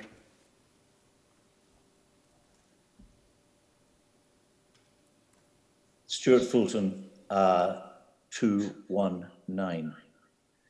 Moderator, I too have a concern about time, but slightly different than Mr. Johnson's. I support everything he said and the eloquence with which and grace with which he said it. I also feel that we are going apace. And there are arguments for going apace, and there are arguments for holding a steady route. I feel this is a step too far in going apace. I think that we run the danger of affecting the mission and the prophetic voice of the church by trying to achieve dubiously too much, too soon. And I would appeal to the General Assembly to have some sense of timing and pace and justice in this particular issue. Thank you for your patience. Thank you, Stuart, and for your brevity. Aaron Stevens. Aaron Stevens, 695. During the Assembly Trustees report, both in reading it and in hearing it, I'm impressed by the daunting task the Assembly Trustees have faced. The convener himself referred in his spoken report to the amount of work they have to do and the difficulty of timelines, that if a report comes to next year's Assembly, then effectively that report needs to be finished by Blue Book time in January. By their own admission, the written report states that they have had difficulty defining distinct remits for the respective forums. It must be difficult because the original mandate was to bring distinct remits in November, but the Assembly Trustees were granted an extension to May. As already stated, the Blue Book time is January, but we were told in the report that the work on these remits had only begun when COVID-19 hit us in March. As recently as June and August, the Assembly Trustees informed us in Assembly updates that they were still working on the respective remits. As recently as August, this is what we were told. Now they want to re-examine the whole project. Moderator, for the sake of the Assembly Trustees, I think this is too much too soon. If they haven't been able to define the remits, then how can they evaluate the work of the forums themselves? Also, I must add, I'm always nervous about studies that have foregone conclusions. They've made it very clear they believe that there are more efficient ways of working, so that will be the conclusion that the study reaches. I would like to support the counter motion because I think it is fairer to the staff that we claim to value. I think it's fairer to the forums that we were asked to nominate people for, and those people have assumed these roles. Ultimately, moderator, I think that the counter motion is fairer to the Assembly Trustees. and to the Assembly a year ago, more than a year ago, that established those Assembly trustees. Moderator, I'm sure you would agree it's important to be fair. Thank you. I see what you did there. Thank you, Aaron. Brian Kerr, who will be followed by Karen Campbell. Moderator Kerr 199. Reformata semper reformanda. Reformed and always reforming is something the Church of Scotland has held at its heart for many, many centuries. However, there is reforming and always reforming, and there's reforming and letting it have a little bit of a chance to understand what reforming actually is. As other speakers have said, these forums are at the very infancy of their life. They actually don't even have a full remit from which to work. And here Assembly would be telling them that potentially within 6 months, there would be another reorganisation and restructuring. We already have understood the need for this change at last year's Assembly. However, by taking 4 down to 2, we reduced the number of people from the life of the church that were able to have a direct input into those forums. And I know that that wasn't the intention, and there would always be the opportunity to co-opt people, but the forums are not fully up and running, and that's perhaps not being able to be fully implemented yet. To go down to 1 actually further reduces the number of people and potentially enhances the disconnect between the local church, which, as the convener said, is really where the central office of the church is, and the national offices or the General Assembly. What we can't allow to happen is us to go down a route where we don't have forums or councils or committees of the General Assembly, but just subcommittees of the Assembly trustees. We need to be certain as a General Assembly that the structure we have is correct for the church, not just for the direction of the Assembly trustees. It is for this Assembly to decide structure. It's for this Assembly to decide a timescale, and I hope it's for this Assembly to accept the counter motion in Mr. Johnson's name, allowing the trustees to look at this, but giving more time for work and consultation to take place. Thank you, Brian. Karen Campbell.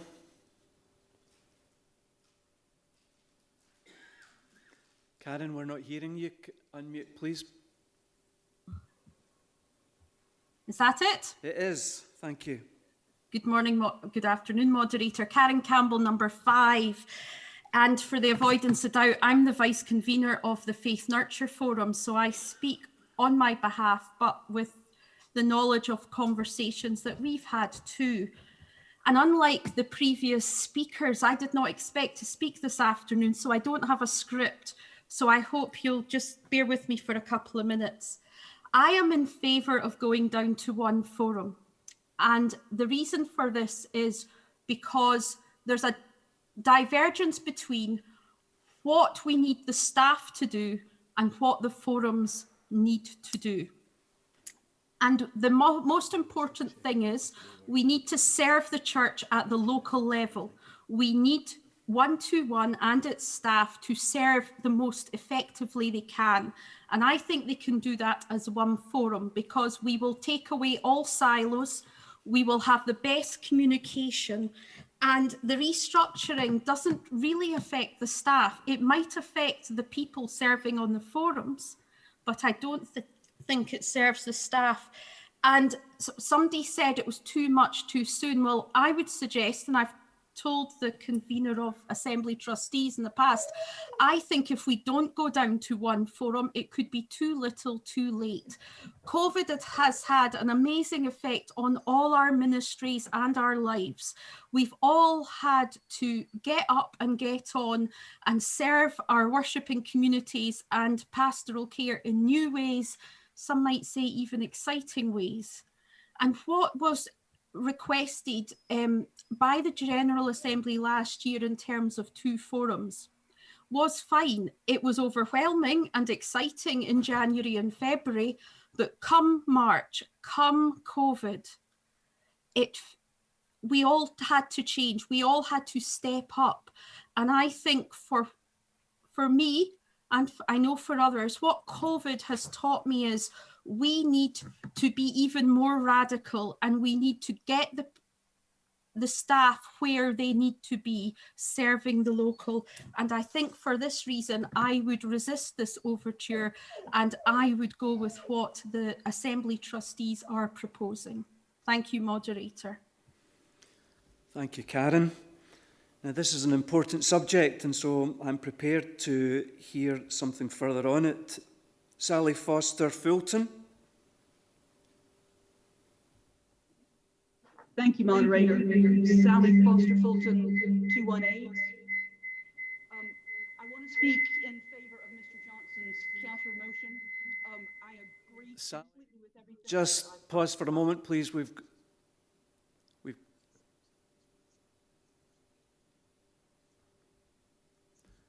Hello? Yeah, Sally, we need Stuart, if he is near you, to mute his system. So yours is feeding back, I think, because two are in proximity.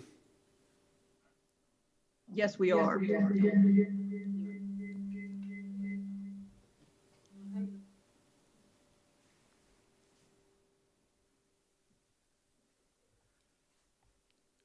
So as we have a tour of the Newland South Manse, we will then hear from Sally. Hello. I have much better. Thank you, You're Sally. now in our living room, Moderator. Sally Foster-Fulton, 218. I would like to speak briefly in support of Mr. Johnson's counter motion. Going down to one council is not going to solve any of the issues that have been muted about working in silos. That type of effectiveness needs to happen regardless, and that had begun, my understanding, even when we were in the four councils. One of the reasons for making this radical restructure was to deplete those silos and to work in collaboration.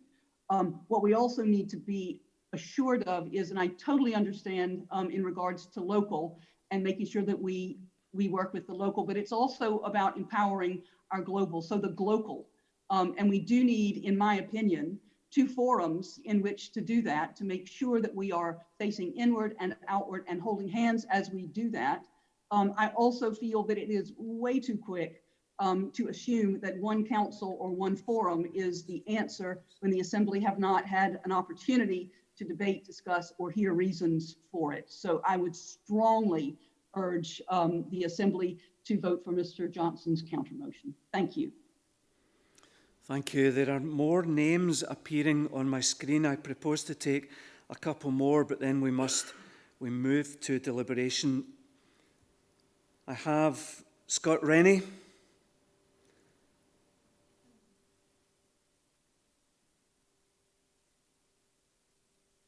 Waiting to hear you, Scott, unmuted. Afternoon, Moderator. Thank you. Yeah, just a quick question, please. Quite clearly, there are representatives of the two forums, and there doesn't seem to be agreement on whether they should move immediately to one or two. Can I ask Peter, he might not know, but can I ask Peter, the proposer for the counter motion, if he knows where the idea of moving from two to one first came from? We need to bring Peter back to the front if he's to answer that. I'll ask the tech people to handle it. Then we'll hear from Alan Hamilton afterwards.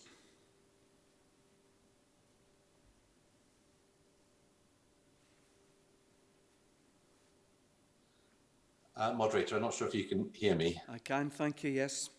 Thank you, Moderator. Johnston 539. I think this is probably better a question for the convener. My understanding is that it was a suggestion that had come from the Faith Nurture Forum, but I have not been a party to that. I think the convener might better be able to elucidate an answer. Thank you, Peter. I'll give the convener opportunity to clarify. Moderator, the idea of a single forum has been in the air ever since the 4 previous councils, together with the Ecumenical Relations Committee and the Theological Forum, met in the early days following last year's General Assembly. So it's not a new idea, it was one that was considered then, and if you like, it was set aside partly because in the detailed deliverance of the Special Commission, we had been asked to merge the previous 4 councils into 2 agencies and not 1. So for that moment, we departed from the pursuit of the Convener, one... just to make sure everybody's clear, just clarifying this is not closing the debate. It's not closing the debate, certainly not. But so the idea has been in discussion since before last year's commission. We departed from it at that time. It just happens to be one of these questions that for one reason or another, that I'll say more about later, just hasn't gone away. Thank you, Convener. I have 3 more names. I would propose that we would make those the last on this subject. In order, Alan Hamilton, Hugh Stewart and Robert Allen. First of all, Alan Hamilton.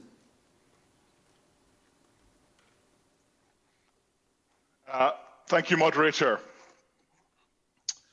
I am not married to the seconder of this counter motion, but I am a member of the Faith Nurture Forum. Karen Campbell and I have not discussed this. We're not in cahoots. But listening to her, I must say I felt inspired to offer my own thoughts on this. And like everyone else, this is new. No one's really sure what's happening.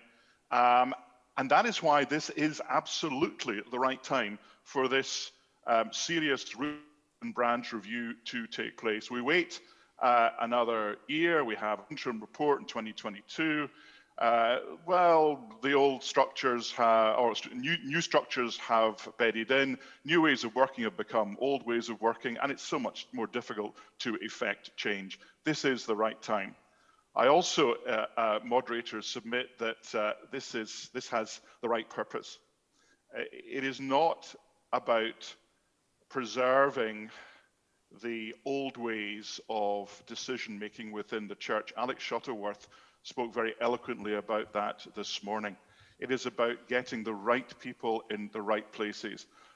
To use the General Trustees logo, their motto, well-equipped people in the right places so that we can, as a church, become God's best version of ourselves. Thank you, Moderator. Thank you, Alan. Hugh Stewart. Thank you, Moderator. Hugh Morris Stewart. 664. We have a phrase in Gaelic, in union nach Shaldre, Shalia Asiyai. The person who does not look forward will look from behind. And it instills wisdom into us to be able to ensure that as we go forward, we don't abandon and end up in a situation that we regret having moved into because we moved into it too speedily. There's great wisdom behind this motion, and I too would support this motion. It affords time. COVID, as you know, has hit the Western Isles severely. The US Presbytery, we've now got a substantial outbreak, and other parts of Scotland as well. Earlier in the debates today, we heard petitions, strong, heartfelt petitions based upon reality. It's a very different scene just now, and we do really need to pause in order that in the future we have the very best way forward, that we don't handcuff ourselves just now prematurely and then regret in the future. So in union nach Shaldre, Shaliasayai. So I counsel, Moderator, please, that the General Assembly votes in favour of Mr. Johnston's amendment, please. Thank you. Thank you, Hugh.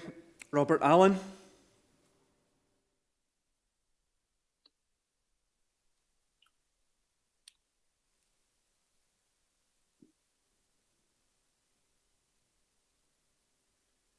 Robert, we're not hearing you. Can you unmute? Sorry, Moderator. I've just been listening to all the comments, Moderator, and Robert. Thank you. Sorry, Robert Allen, 386. Moderator, I've listened to all the comments, but it doesn't seem to me that we're being asked as an assembly at this moment in time to choose between two forums and one forum, which kind of seems to be what's emerging from some of the comments. What the trustees are asking us at this moment in time is to let them examine the implications. So surely as an assembly just now, we should let them examine the implications, come back to us in May of next year, and then we can look at the details of the implications, and then let the assembly in May decide whether it should be two forums or one forum. It seems to me that we have nothing to lose at the moment by letting the assembly trustees examine the implications. Thank you, Robert. I did say that was the last speaker.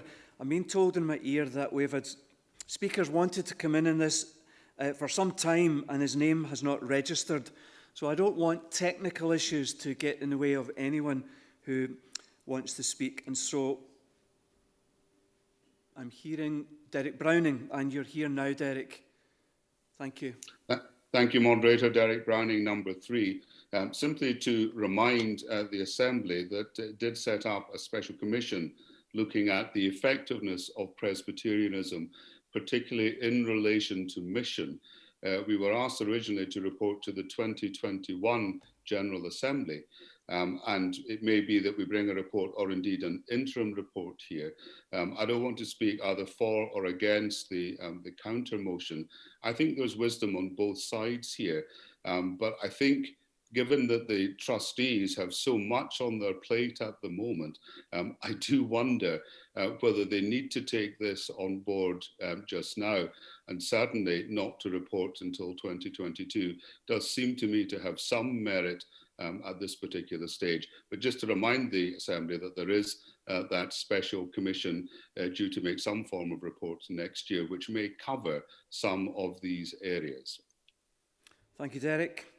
There are no other requests to speak. I think we've had a full debate on this. I'm going to ask Peter Johnson to respond to the debate and then the convener.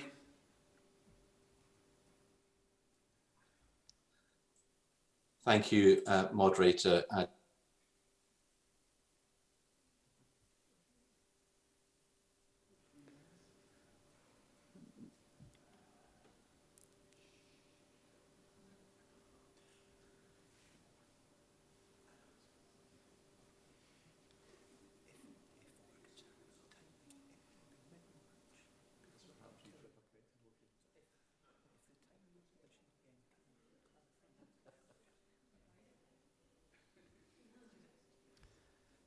Okay, so I don't know if you can hear us, Peter, but we lost you. In the meantime, I have a point of order in the name of Sally Foster-Fulton while we try to get Peter back again. So we'll take the point of order.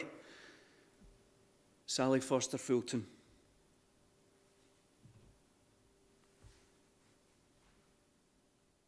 Sally, name and number, please.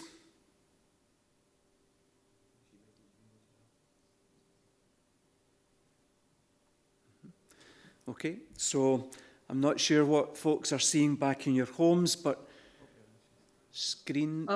Sally Foster-Fulton, yeah, Sally Foster-Fulton, 218. Brief point of order, but really wanted to put this out there. I'm very surprised at the comment about not being in cahoots, and I really took offense at that. My opinions are my own. My discernment is my own.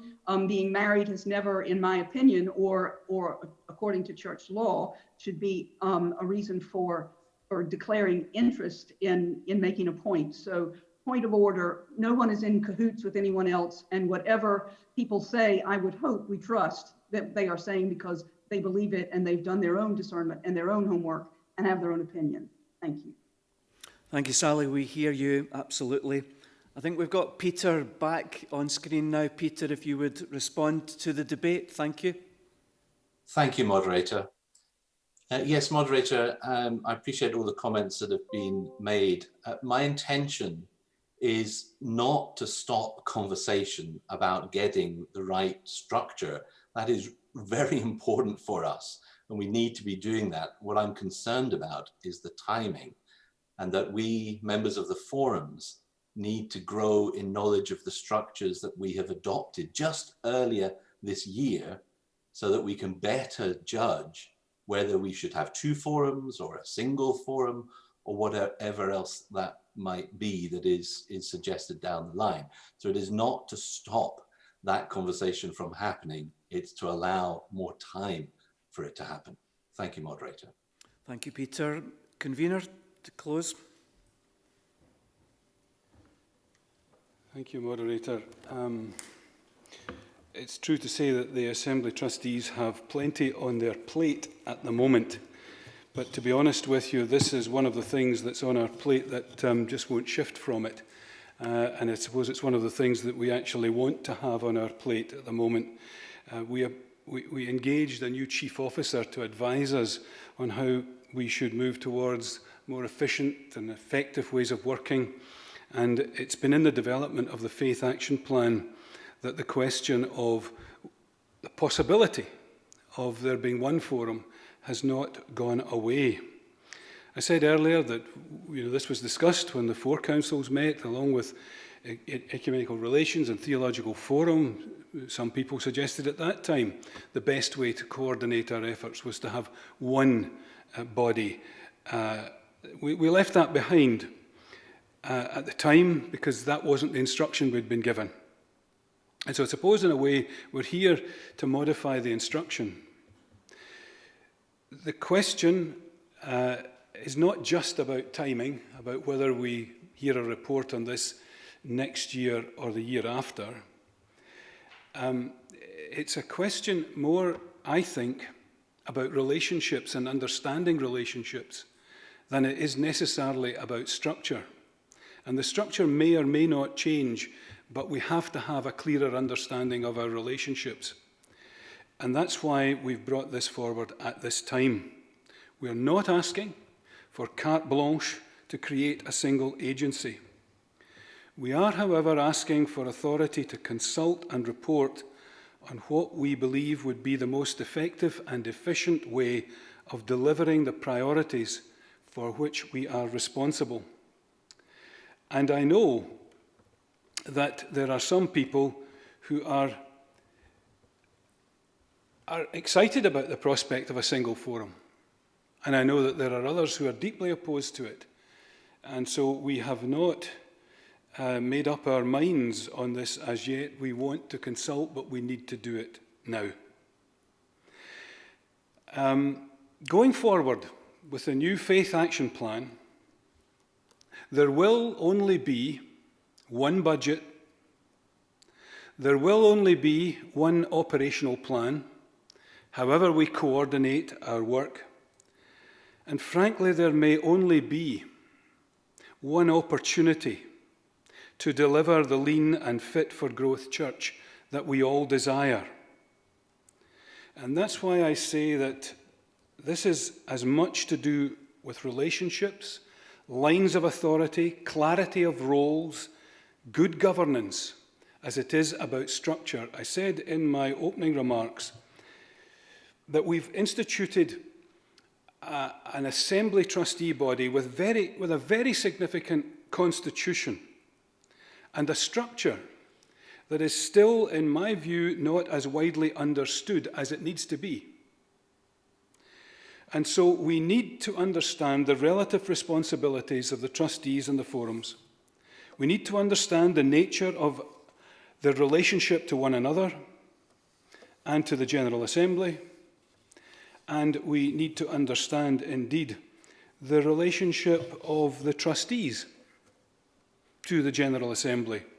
And these are all of the things that would be swept up in an examination of what are deep and meaningful issues. And unfortunately, I think that Peter's counter-motion has all the hallmarks of that old habit of the General Assembly, of kicking things into the semi-rough in the hope that they will soon end up in the long grass. Well, to extend the grass metaphor, and I'm a great lover of grass, We cannot let it grow under our feet. This is not the time for interim reports. This is the time for decisiveness. We need to get this right, and we need to get it right now. So if it turns out that it's right to change, then we need to get on with it. If it turns out that it's not right to change, we need to establish where we are with a right understanding of how we relate to one another. So once again, I urge this assembly to support the Deliverance as printed. Thank you to all who have contributed to the debate. Come now to deliberate. 9 in the print, or Mr. Johnson's counter motion. Voting is now open. Might I say that ordinarily in the General Assembly we allow some 30 seconds. I will allow more because of the technical nature of how we're doing things, but nonetheless, if folks vote once, remember, no time to change this time, vote once, as you're able and decided to do, we will have a decision.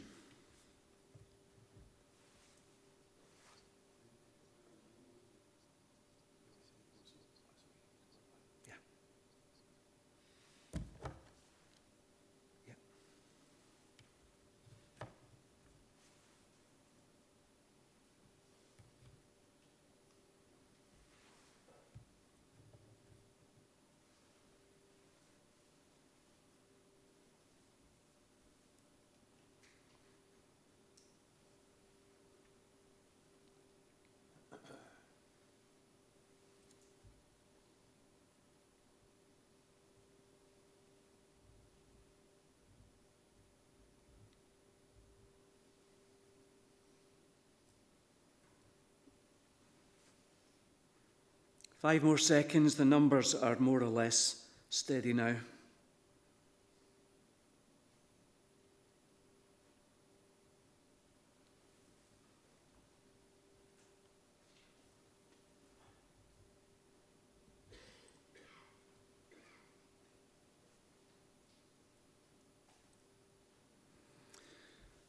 I declare the vote to be closed. In favour of the original, 317. In favour of the counter motion, 153. Counter motion falls, the original stands. Thank you. We're now going to vote for 9. Having decided which of those two options we preferred, we now have 9 before us in the original. I'll ask for the vote to be opened on 9. That does take us quite a few seconds to change systems here. You'll be wondering what's going on. Folk are busy in the background. 9 is now before you.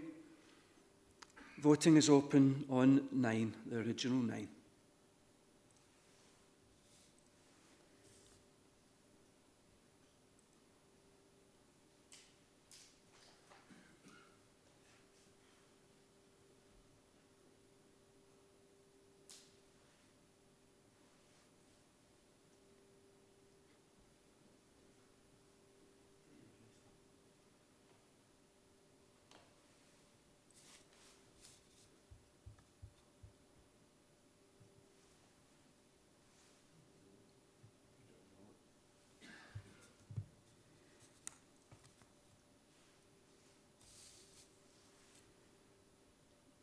Votes are coming in on 9. I'll allow sufficient time.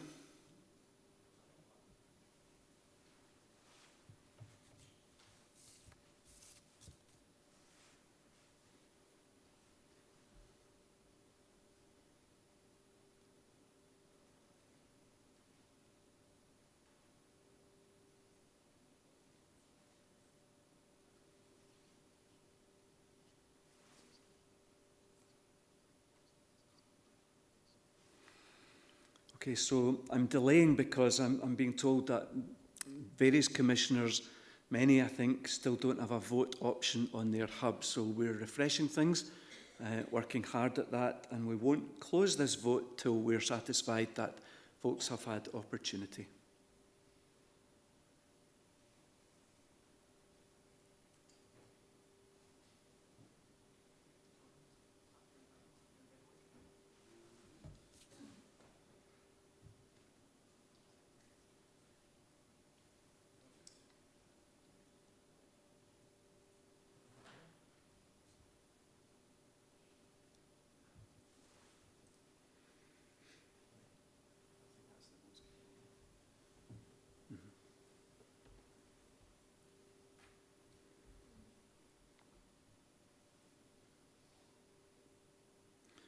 I'm seeing votes being registered on my screen. I hope that means that you have access to the voting option.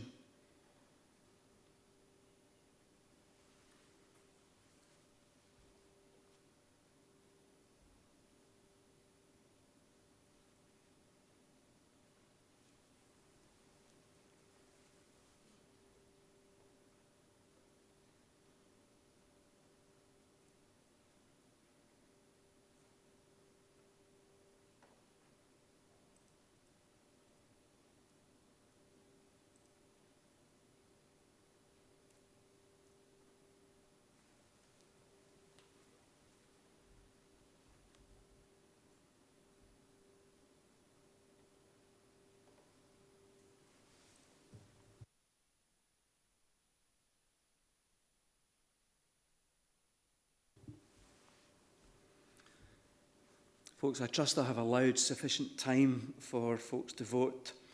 9 carries, 367 for and 92 against.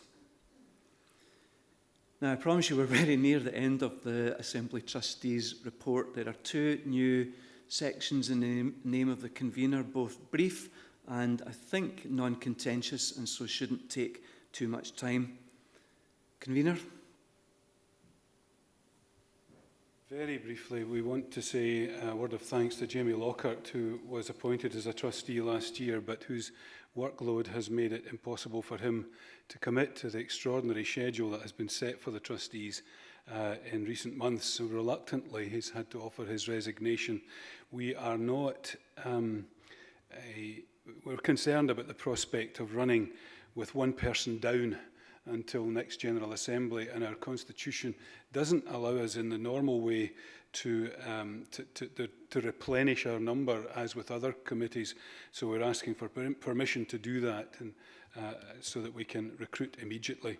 And on the other Deliverance, it's just to simplify the way in which appointments can be made to some of the third-party trusts that require appointments from the General Assembly, in this case the Society for the Benefit of the Sons and Daughters of the Clergy and the Eastdale Trust. Thank you, Convener. The first of these is seconded, the one relating to appointment of trustees. Discussion, questions? There being none, I'll ask that the vote be opened on this new section. I think what I'm seeing before me is the one on the Eastdale Trust.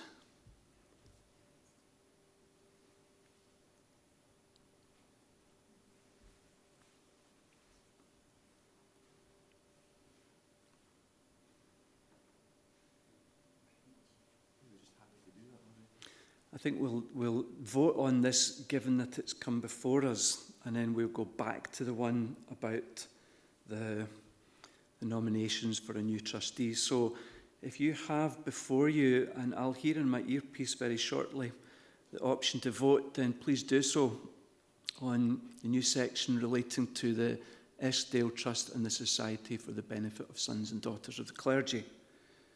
That's the one I'm trusting you to be voting on now. I see votes coming in. Thank you.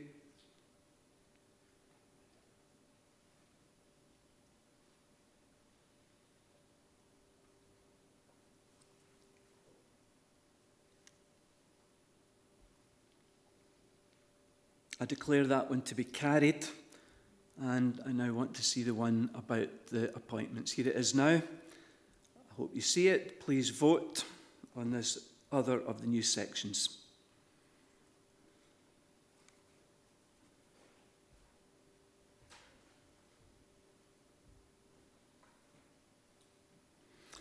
I declare it to carry.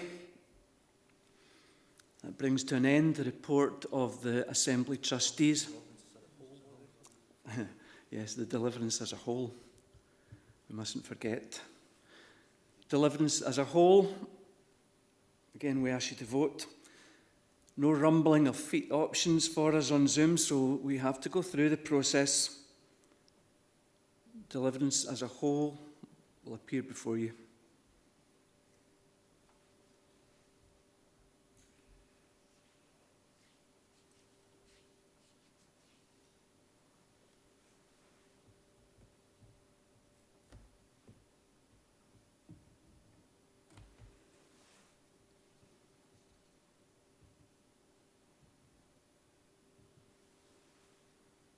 We're just waiting for that to appear.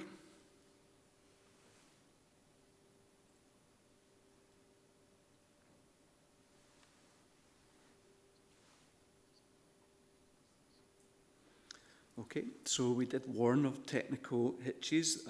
The hub has gone down momentarily for commissioners. That is being fixed as we speak, we trust. And as soon as it's ready again, we'll be able to vote on the accepting the Deliverance as a whole.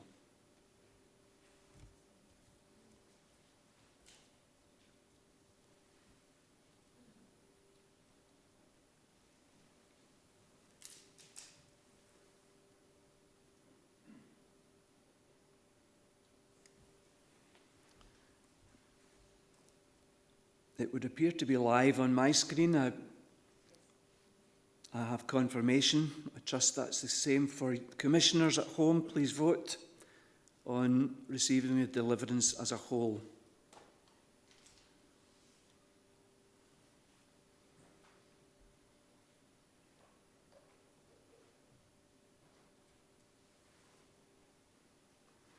I'm happy to declare it carries. Thank you. Convener, I'm not going to do much by way of votes of thanks today. I think time is against us, but you will know, I'm sure, the appreciation that the Assembly has for the work of the Assembly Trustees and the staff that you work with. Thank you for today and for all your work. Thank you. Thank you, Moderator.